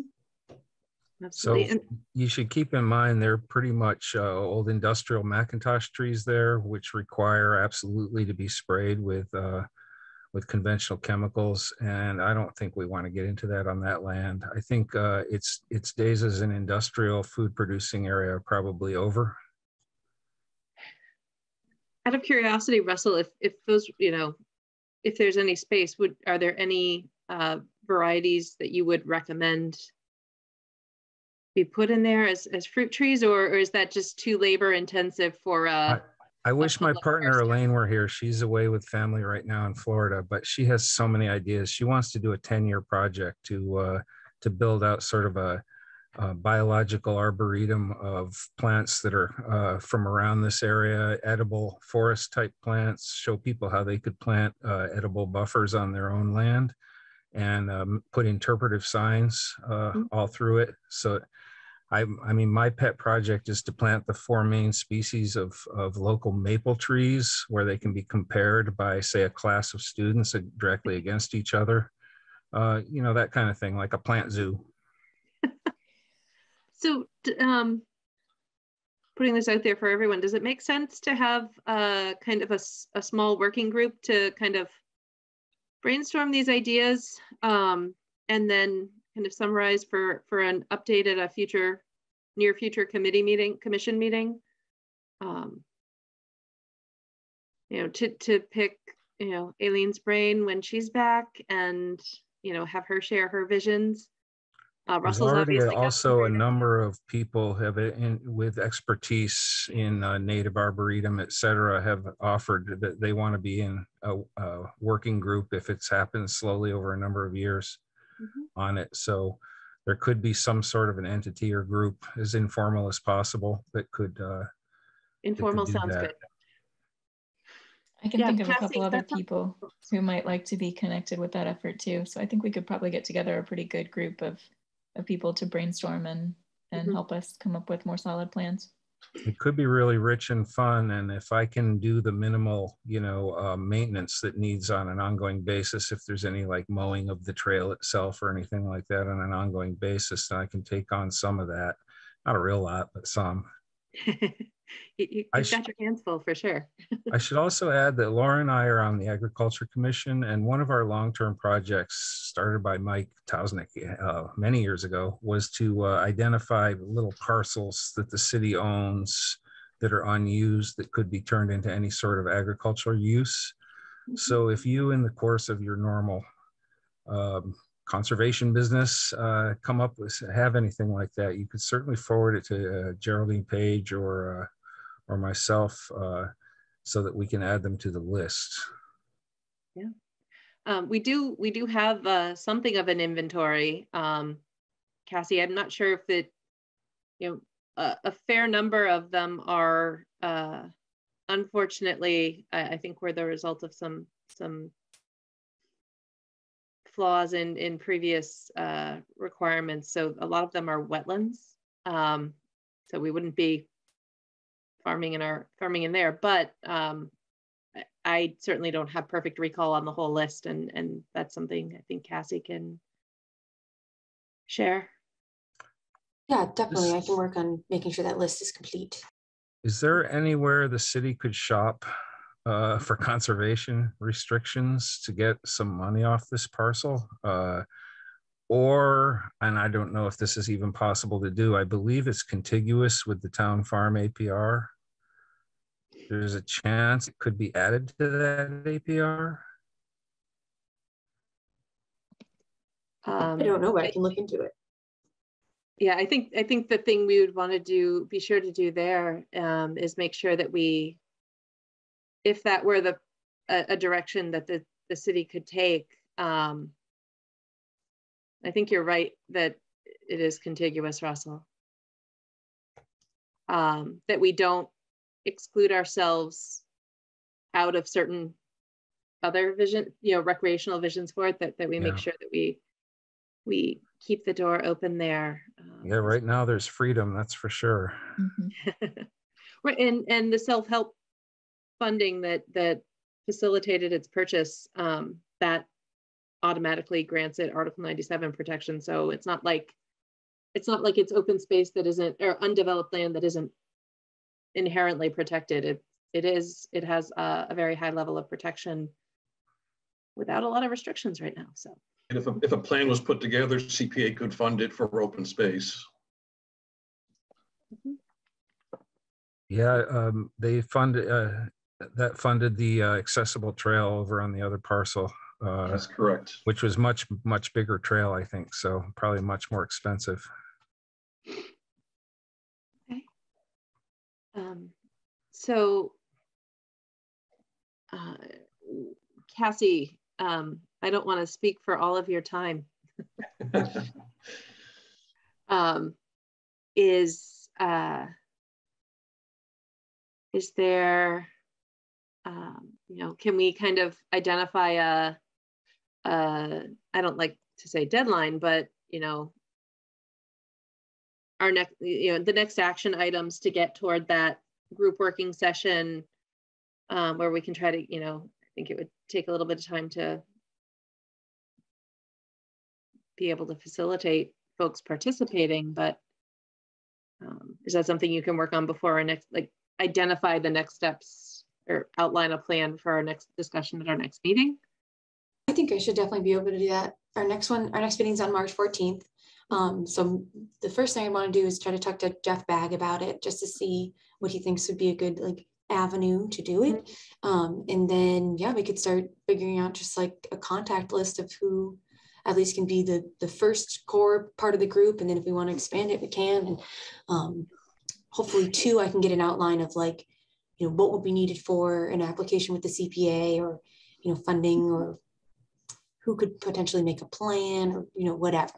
But yeah, I can prepare something for the next meeting, I think. Okay. We probably should find out what kind of insurance would be needed. The insurance I keep for my land for similar use is not very expensive at all for simple liability under the 2E rule. That's a good suggestion. Thank you.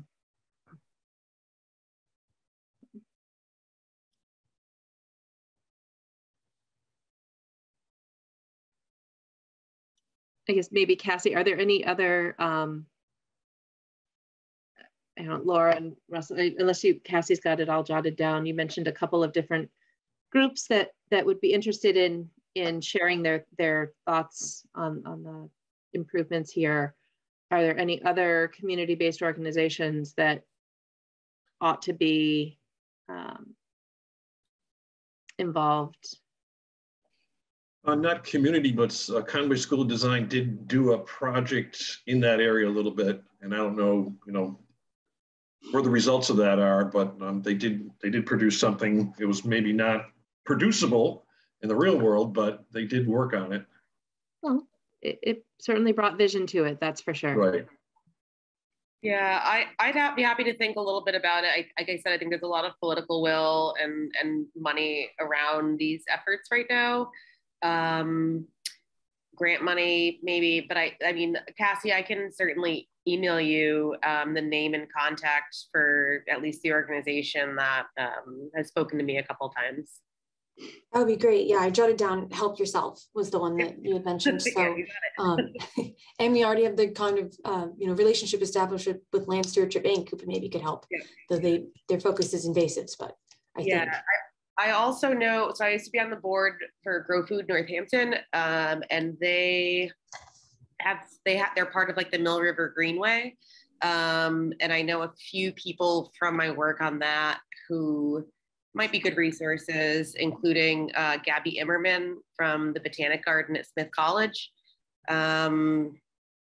Yeah, I can think of some other folks, but Help Yourself was the nonprofit that first came to mind.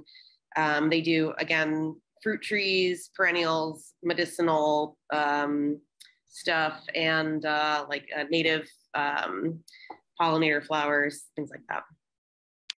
Cool. Great. All right, cool. Thank you all very much, especially for waiting through the other items that came first. Thank you for the time, and this will be jingling around on the agenda probably for a while. So if I come up with anything new, I'll come to the meeting again. Yeah, it's always there, Russell. We don't want it to slip again. So feel free to, attend any meeting, but especially if you have ideas to share. I wish I had time to apply for the commission. It'd be a fun one to be on, but I just couldn't make it. No, we do have an open position. I saw but we that. would want you to make it. Thank you. Thank you. Good night. Thank you both. Good night. All right, getting back to agenda order. No requests for certificates of compliance. Enforcement actions, any updates here? Cassie, you're muted? No, sorry, okay. No updates. Okay. Are there any other compliance updates that we should touch base on? Have you been getting SWIP post-storm weekly and or post-storm SWIP inspection reports for any of the sites with active construction general permit coverage? Yep. So what's that? Sorry. We've had a few rain events actually that resulted in more than a quarter inch of rainfall. Yes. And there's a new construction general permit out as of 11 days ago. Yeah, I've been in contact with a number of the projects about the new permit. So they're aware, everyone got an email from the EPA about it for every single one that they have too. So that is good. They've been notified in that way. I have been receiving reports. The Beacon Solar project is late on the reports. I emailed them today. So I'm trying to get information from them about what's going on. They've been responsive in the past, just, kind of slow going sometimes. So we will see, but I didn't get a response today yet. Okay. And then for other projects, let me just pull up my. And I guess while you're doing that, have we talked about, I'm sorry, I've had so many conversations about the new CGP. Have we talked about the kind of the basic expectations that by May 18th, any SWIP that's still open needs to be updated to match the current requirements in the CGP, and that by February 16th or 17th, 2023, there are actually going to be some the person who's qualified to be the SWIP monitor is going to be required to have either an EPA training and pass EPA's test, or they're going to be required to have one of a number of specific stormwater certifications that EPA has identified. So it's no longer going to be within the commission's discretion to, for a project with a construction general permit coverage and a SWIP, it's no longer going to be within the commission's discretion to accept, a contractor with 20 years experience unless they have satisfied these training requirements. So I got a slide deck from the training that they did a little webinar on the changes. Yep. And so here's kind of basically summary of what you just said. Inspector training, photos for NOT, construction dewatering requirements. These are added, and then some things are clarified on. And we can go through all these if you want. I can share it with everyone. Otherwise, why don't you send the slide deck around? Okay. I think that would be a good step. And EPA will continue to update their fact sheet. And there's for anyone who's interested, on their website, it's very well laid out right now. They have a red line version of the CGP, so you can actually see what revisions have been made. And, you know, like any environmental policy, regulation, whatever, comes about as a result of inadequate administration of the previous version. Across the country, not just here. Okay. Is there anything else about that? Is there any other questions about that? I'll send the slide deck, of course, to everybody. Okay. Well, for general other compliance updates, just kind of going down the list, I did have an update for 6973 Loudville Road. They have kind of started fulfilling the pre-construction requirements. They have not all been fulfilled. We were starting to set up a pre-construction meeting date, and it has not been set up yet. But just letting all know, I'll be feeding more documents into there and updating as we go, and I'll send out an invitation for the site visit once that's nailed down. For the pre-construction meeting, I mean, once that's nailed down. Let's see. And then the last one was for the permit, the most recent permit for One Ferry Street, which is only dealing with the slope. They actually had that kind of regrading of the slope, vegetation management, and the stormwater structure installation. Couple things for that I wanted to make sure run by you guys for what they've submitted for their pre-construction requirements. The biggest one, first and foremost, is for, let me just make sure I have this pulled up, is for the erosion controls. So originally it was proposed to have the erosion controls set up along the base of the slope. And I'm going to show you these images from the site visit. And the main thing that they wanted to say was that they wanted to access the slope from below. And so establishing silt fencing and more permanent erosion controls would be a barrier to that access. So they want to do more movable erosion controls, like waddling, that can be removed while they're doing it during the day and then replaced at the end of the workday, so that they can get access to where it is. And I'll show these pictures, might make more sense.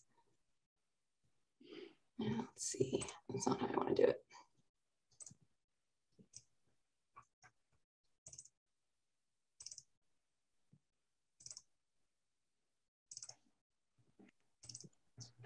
Okay.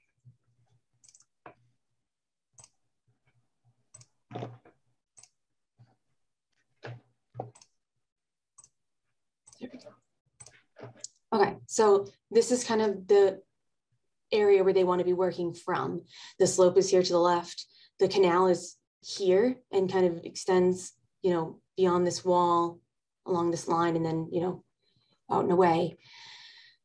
They are proposing, so there's kind of like these columns that are in the way of the slope, you know, so basically there's these three open areas that they would want to access the area from. And it's proposed to have, you know, specifically, I think it says on the plans, it calls for silt fencing and wattle along this bottom area. They are proposing to put something that's more movable so that they can access it and then replace it at the end of the workday, if that makes sense. So this was something they didn't think about when they drew their plans and presented them to the commission? I suppose not. Okay. Oh, here's a clearer picture.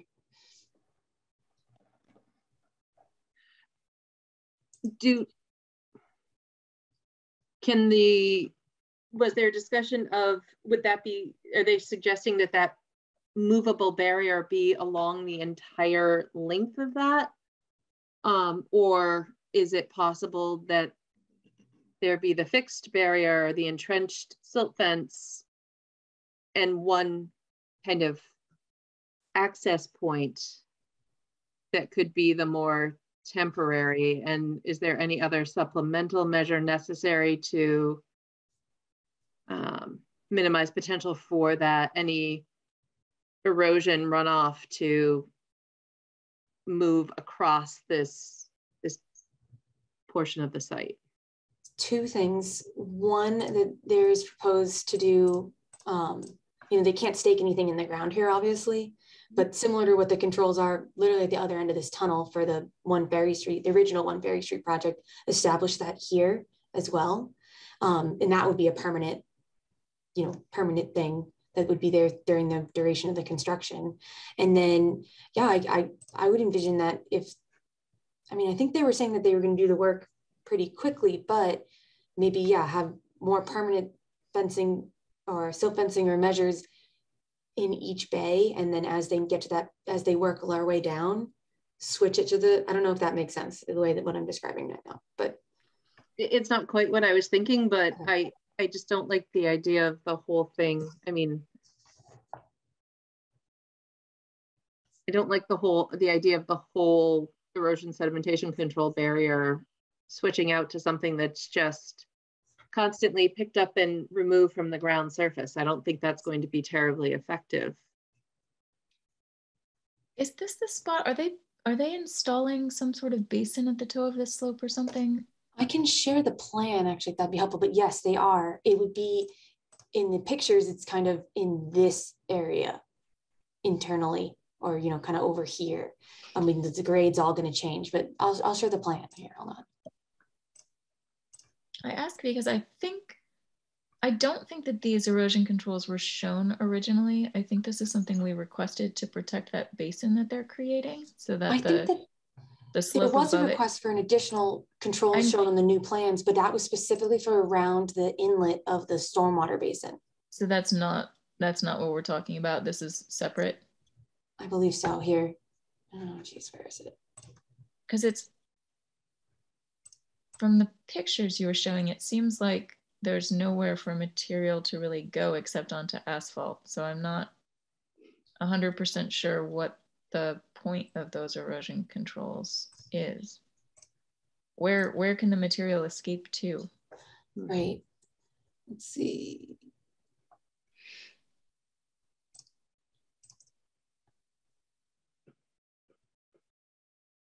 And did we also discuss having some sort of interim controls on the slope to hold material up so that it wasn't sloughing all the way down?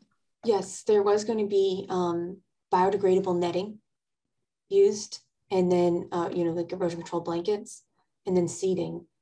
And we can there's a sequencing plan, we can get into that too. So let's see, I know it was on here. Proposed silt fence, okay. So it's hard to see, but I believe it just goes along here. It's just dashed, and they've dashed over it. Now saying temp. Proposed silt fence up and around as well over the top of the canal. That will stay the same. That will be a silt fence. And then up along this way. And what is the heavy line? Yeah, what is that line? That's showing where the flood storage volume below the 100. Okay. That's where the 100-year floodplain is. Here's the basin, by the way, with an inlet.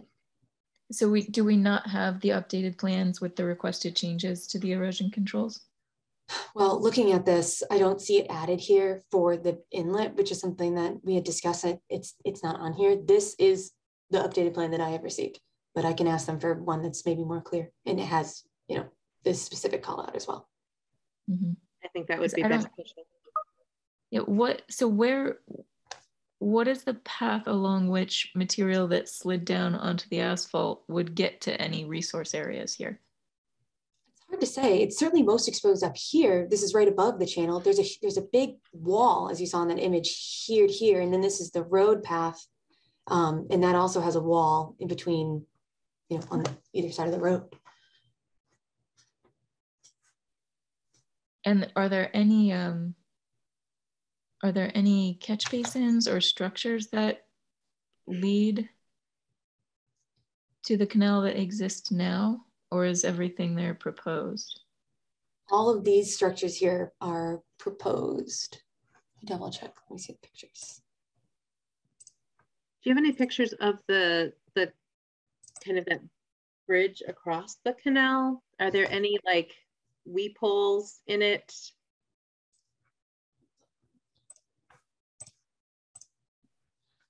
This, I think, is the best image I have.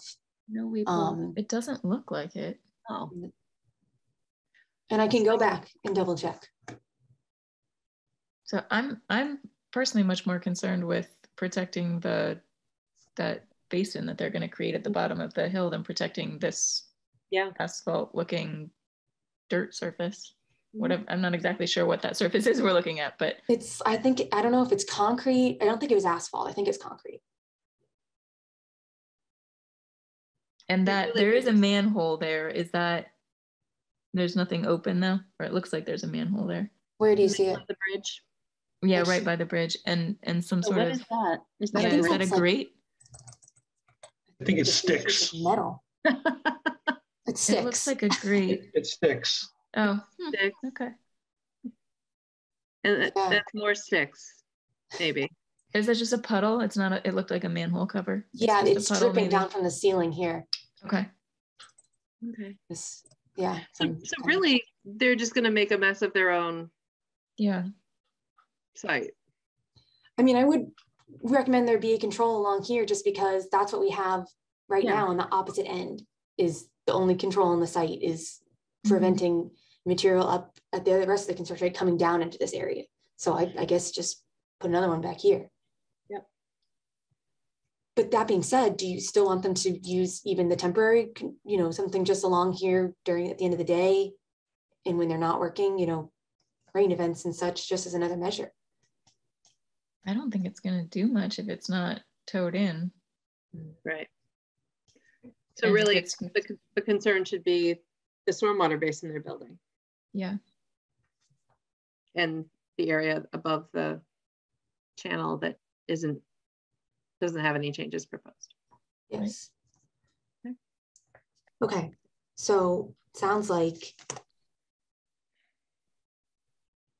don't need to have the erosion controls along the bottom here, but we do need an updated plan that's going to show more explicitly, or at all, that there's proposed controls at the inlet of that basin that's going to be created. Correct. And would that be specifically like silt fencing, towed in silt fencing with a wattle, or do we know, would it just be bales, straw bales, or? I'm inclined, given the slope and the amount of clearing that they're going to do on it, to think it should be silt fence to make sure it's really fully protected. Okay.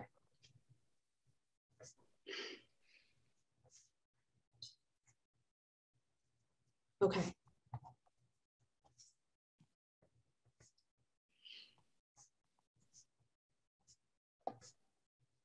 Awesome. Okay. Nope, that makes sense. And then I'll make sure I go over the other items. So the last things that were needed required by, it's a pre-construction condition, were the final planting list, the amount of seed that was going to be used, regarding, we wanted to know final confirmation of what the plants were going to be, what the seed mix that was going to use that's going to cover the whole area in addition to the additional plantings. And then you wanted the amount of seed per foot/yard as opposed to the pounds per acre. They have provided that information. Let me share that quick.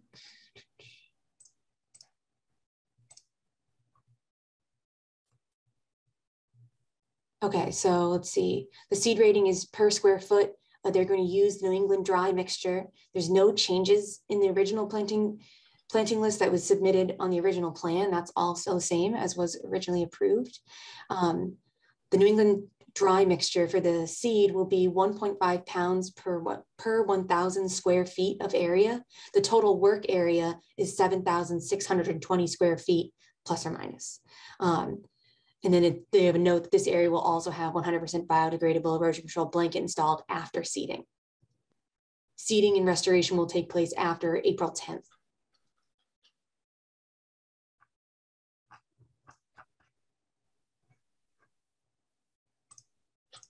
Does that make sense? Anyone have questions about that? Go to the next one. So did we fully approve their planting list as it was on the plan and only require that they submit modifications, or was there something we didn't like about it that we had required them to submit a final plan? When I reviewed the minutes, there was no note of anything that was wrong with that planting list. I believe that they're all natives. I can share that now. We have serviceberry, alternate leaf dogwood, paper birch, flowering dogwood, and witch hazel. Sounds lovely. Mm-hmm. Sounds native.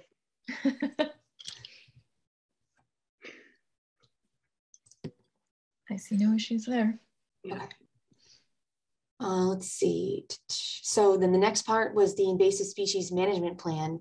So they're going to be clearing the area in its entirety so that they can do the grading. So any invasives that are there are going to be removed, but they need, one of the things that was noted during hearing was that proper disposal of those invasives is required still, even if they're removing it all in one bunch, or, you know, however they're removing it.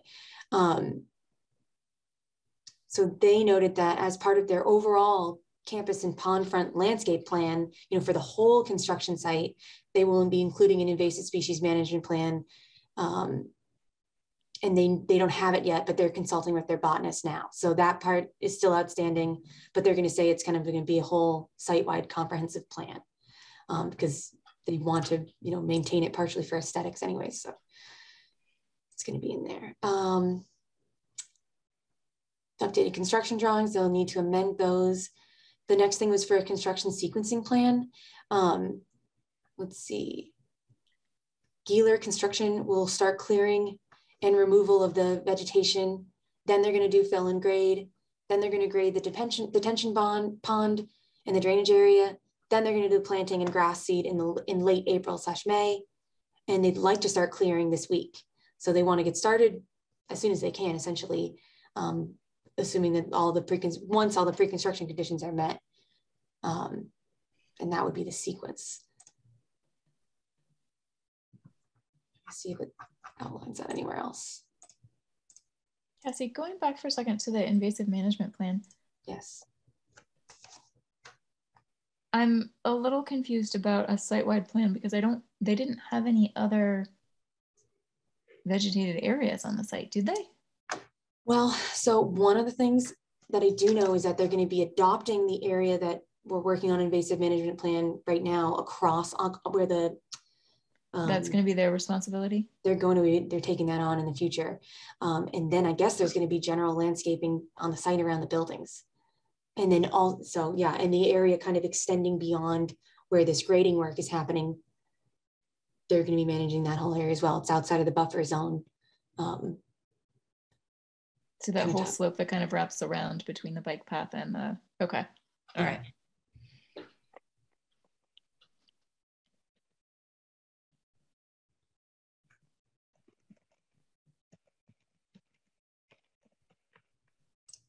So I have a question. When we were looking over it, I had questioned how they're just completely removing an entire canopy and it's going to be completely different. The whole environment will be completely different when they replant. So that was one thing. Were they going to add in bigger dogwoods, bigger trees? I mean, they're just going from one environment to another. And I can't remember what was said about that. And the other thing was, weren't there trees that were cutting that we wanted them to keep the stumps toward the top?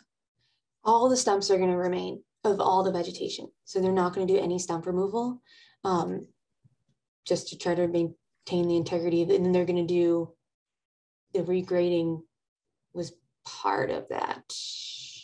I know now it seems crazy as I say it, but I'm pretty sure because it's fill and grading. So the stumps might get like moved around, but I think they're going to stay. Maybe. Does that sound crazy? Looks like y'all think that sounds crazy. And you wouldn't want that because over time, as those stumps decompose, you end up with settling and okay, let me look at the plan again. Stabilization. I do remember having the discussion about larger trees, though. I wonder if that's what we wanted to approve. Do they have sizes of, do they have caliper of the plants to be installed, listed on the plans? Oh, the plants to be installed, let's see. They're all ranging in height. The smallest is 1.5 feet and the largest gets to 3 feet in height.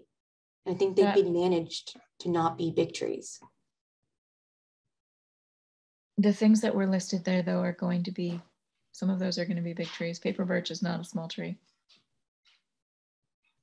So we we may have asked them to reconsider to have some more mature species being planted there. Because I remember Deborah bringing this up before. I know, and then looking at the minutes, I do remember that being talked about, that it will be a change in habitat, and their response was that, highlighting that it would be a change in habitat, but creating this more shrub habitat, or shorter, it wouldn't be as high of a canopy. They would manage it to be not that, I guess. Excuse me. So yeah, they listed here as being planted with native shrubs as the goal. And I am seeing here that I think there is stump removal proposed in the grading area. In the areas outside of that, the stumps are going to remain. They're not doing any grading. So anywhere where there isn't grading, the stumps are remaining. That makes more sense. Yeah. And I don't remember them listing the invasive species. They didn't. There was no listing of the invasive species done. And their argument was that they're going to be removing everything. And so they haven't submitted the final invasive species management plan yet. And they're going to have to show in there. I told them that they need to show that any invasive material that is removed is properly disposed of.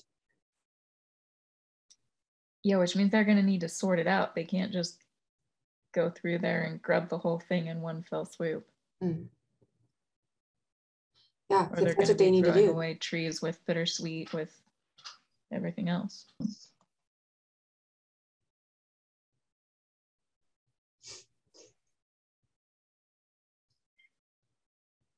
I'm not even sure how I would recommend that they approach that.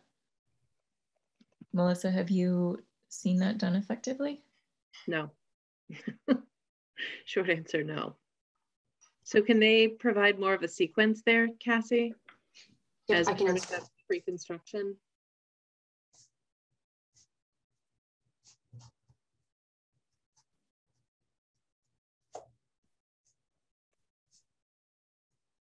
Okay, that makes sense.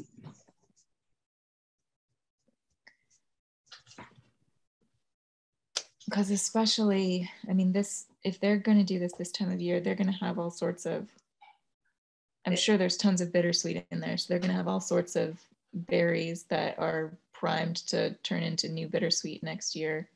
Mm-hmm. That, like, the vines themselves aren't going to resprout, but there's going to be tons of seed bank. Yeah, that needs to be handled some way appropriately. And not to mention whatever else might be in there, which I'm not even sure. Which we don't even know because we don't have an inventory. There's no plan, yeah. Okay, so well, I'll make sure that it's going to be left open for them to manage for any non-native invasives that pop up in the future.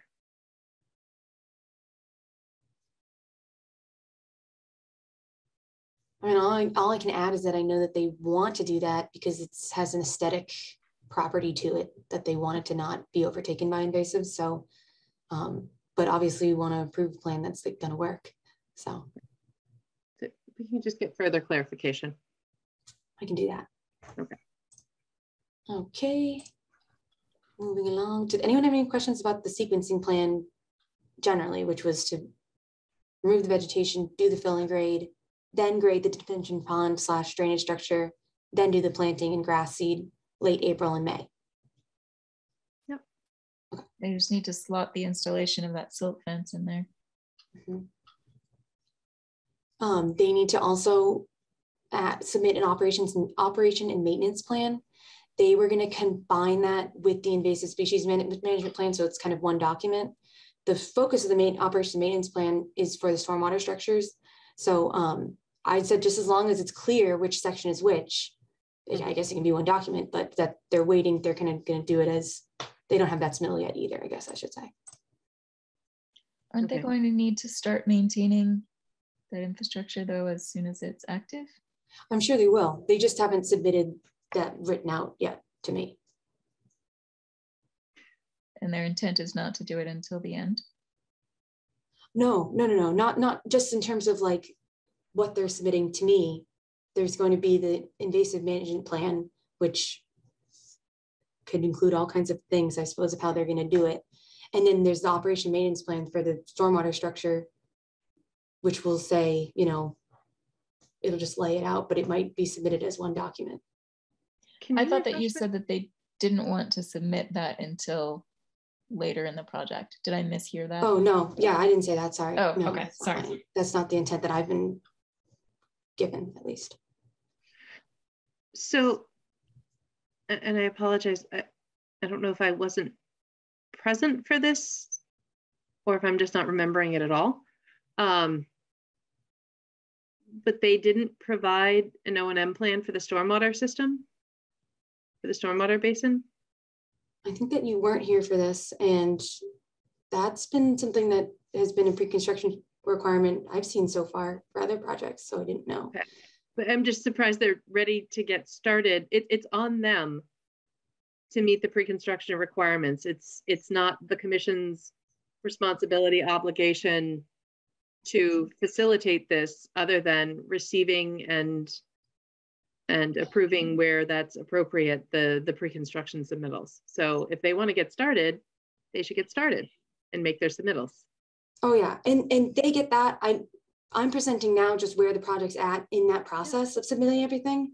And the big thing that I wanted to make sure made sense to you guys was this updated erosion control plan, and be like, yeah, that's fine. And then as they submit these other, and they submitted their construction sequencing plan, and you know, they submitted this updated drawing, which will need to be amended. But I just wanted to get kind of a review of these things as they're coming in, if that's okay, if that makes sense. It does. Okay. It does. So I guess you just maybe let us know when they have gotten to the point of having satisfied the requirements. So yeah, some of the things say for review and approval by the commission. So yeah, I wanted to get your approval for this erosion control change first and foremost, and then the planting list and the seed mix needed to be approved. Yeah. And then next steps will be the invasive management plan and the operation maintenance plan. Okay. Okay. So, and I guess I just would like to be clear that I would not like to see them given permission to get started until they've satified 100% of the pre-construction requirements. No problem. Yep. Okay. And I know they expressed that they wanted to start this week. It's up to them if they can submit, if they can meet all the requirements, then right. And so if they can't, then they wait. Yeah. Okay. Well, and they probably can't because we need that invasive management plan to be approved by you guys anyways before they can. So that is at least until the next meeting. So right. Since I've yet to receive it. Okay, cool. That's all the items thus far for One Ferry, the latest project. And I think that might be it for ongoing project updates. Okay, so do we have the right mix of people for either the January 24th or the February 28th meeting minutes? Or no, sorry. We have 3 sets of meeting minutes here. Yikes. Do you? What's the third one? Well, there were 3 attached to your email, but the agenda talks about 24th and 14th, but not 28th. Yeah, because that's today. Because that's today. So, oh, sorry, it says agenda, not minutes. Oh, okay. So when we go over 2 hours of meeting time, my ability. No joke. Nosedives. Okay, apologies. So for the meeting on the 24th, we can do that one. What's that? Sorry. We have the right mix of people for that one. Yes, we do. Yep.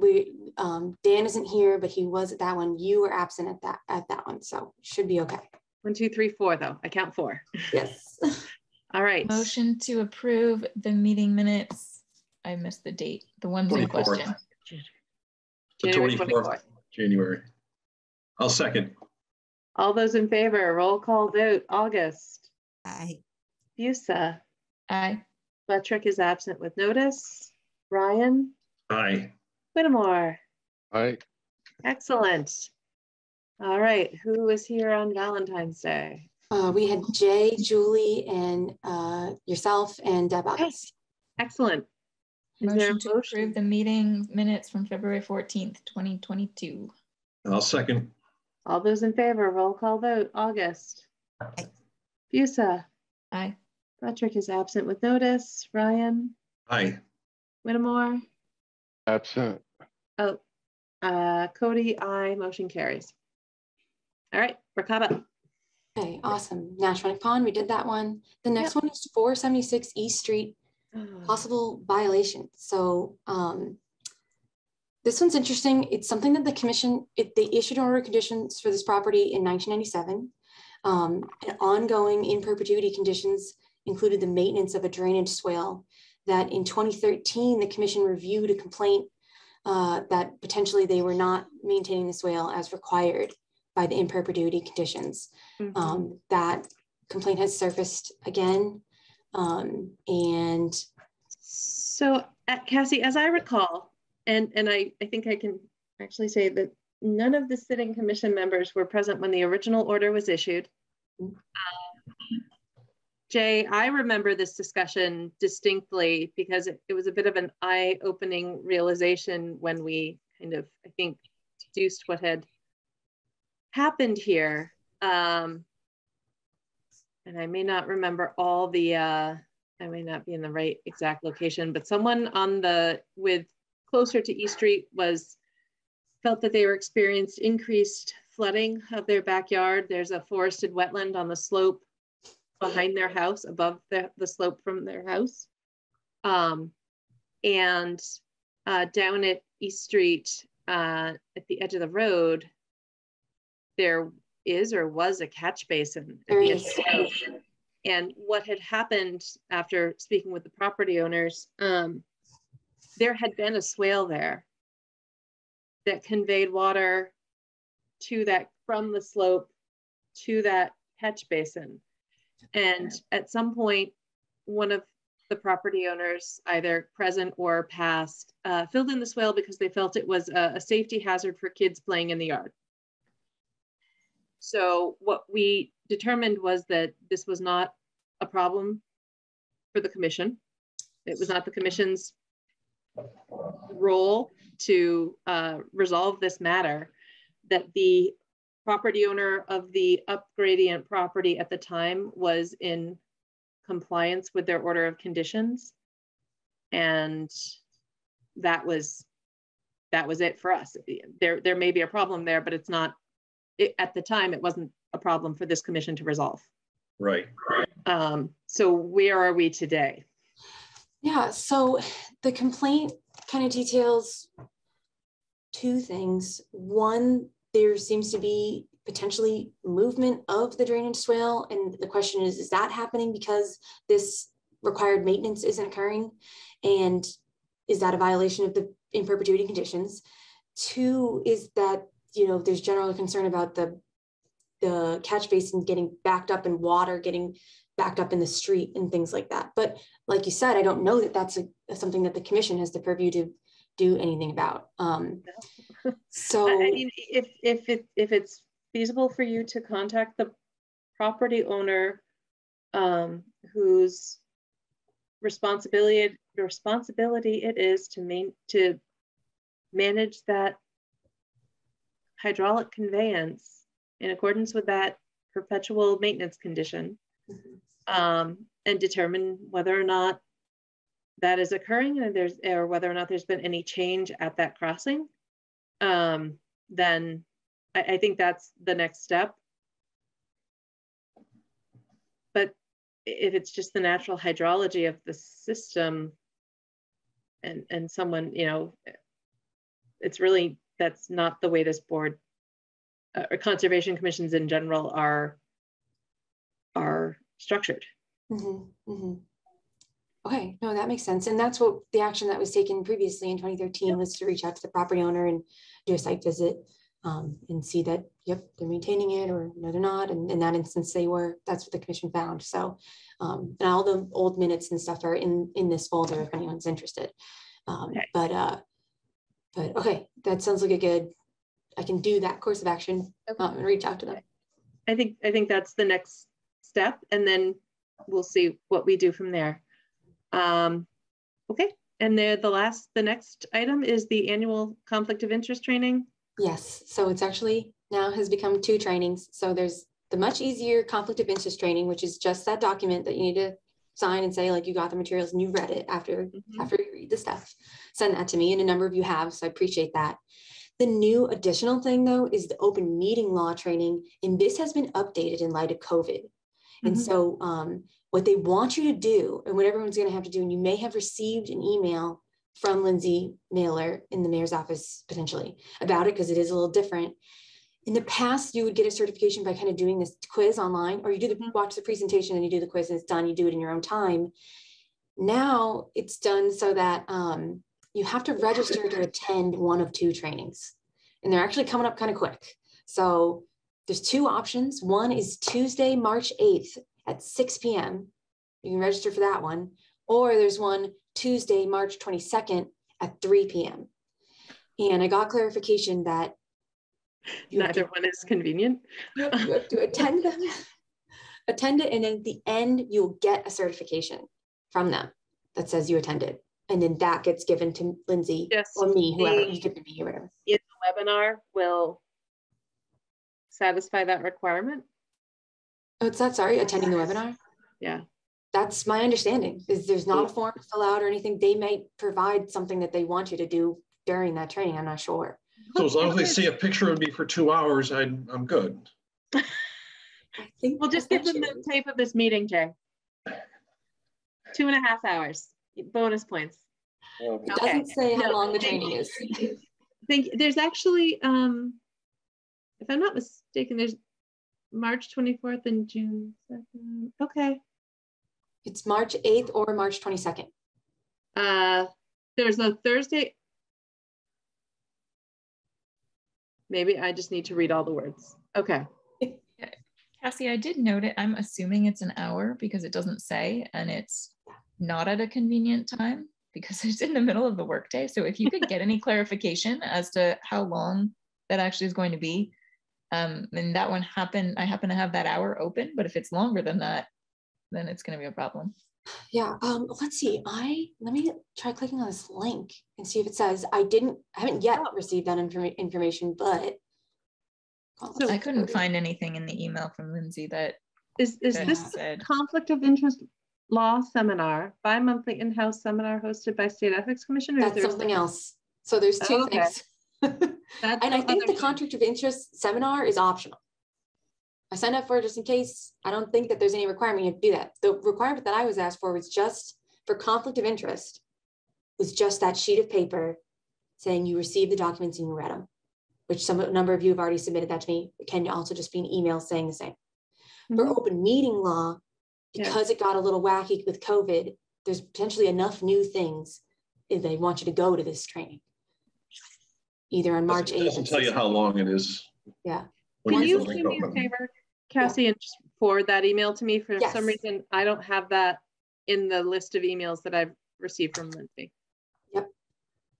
I can do that. I was going to do that anyways. You send it to everybody just with all that information because it's coming up quick. The first one's March 8th. It's in the evening. It's at 6 p.m. But is what it is. So in that email, she puts in where you can look at videos and look up other information. I couldn't open anything. Oh, I see. Okay. I'll see if I can, I'll reach out to her and see if I can get any clarity on those links. I don't know what's up with that.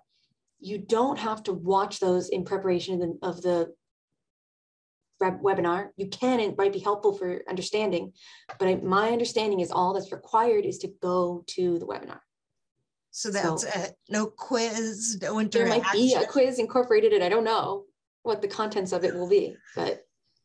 And then it says we have to get them the certificate. So is it something we're printing off, or is it something being sent to us? I don't know. It was described to me as being provided to you at the end of the training. Okay. Yeah, they usually print it off at the end and you gotta print it or save Or it. it's a PDF. Yeah, Yep. that should be fine too. Okay. Is there in-house meetings for this that we can attend in person? I don't think so. I haven't gotten anything like that. I'll never leave the house. Okay. All right. So Cassie, you're gonna forward the email to everyone so we have it top of the pile. Yes. And figure out if you can find out any more about what the details for those of us either trying to pick the less inconvenient option. That would be fantastic. Yes. I would appreciate that. And so this is going to be yearly. What's that? Sorry? Is this going to be yearly, like the conflict of interest? Good question. I don't know if they'll do it the same way every year. Implied. Yeah, I think it's yearly, but I don't think that it will be necessarily presented the same way. They might want to do it this way because it's new or something, and then in the future go back to the quiz and it's a lot more on your own time. But I don't know. It's hard to say. I think I read recently or heard recently that during COVID, there was a significant increase in open meeting law complaints, violations, etc. So, yep, I think that's true. And there was an extension of the open meeting law provisions that let us do virtual hearings also. Virtual meetings, that was confirmed, and that was, I think it was set to expire in April, and now it's been extended to some other time. I can't remember when. Okay. But August. Not officially changed, unfortunately, just extended. Yep. Okay. All right. Well, with that, we're 2.5 hours in. So do we have any other business to attend? Not that I have. All right. Motion to adjourn. Second. All those in favor, roll call vote. August. Jusa. Aye. Buttrick, absent with notice. Ryan. Aye. Whittemore. Aye. Motion carries. Thank you all. Have a good night. Thank Good you. night. Cassie. This government meeting is brought to you by Eastworks and our local cable subscribers.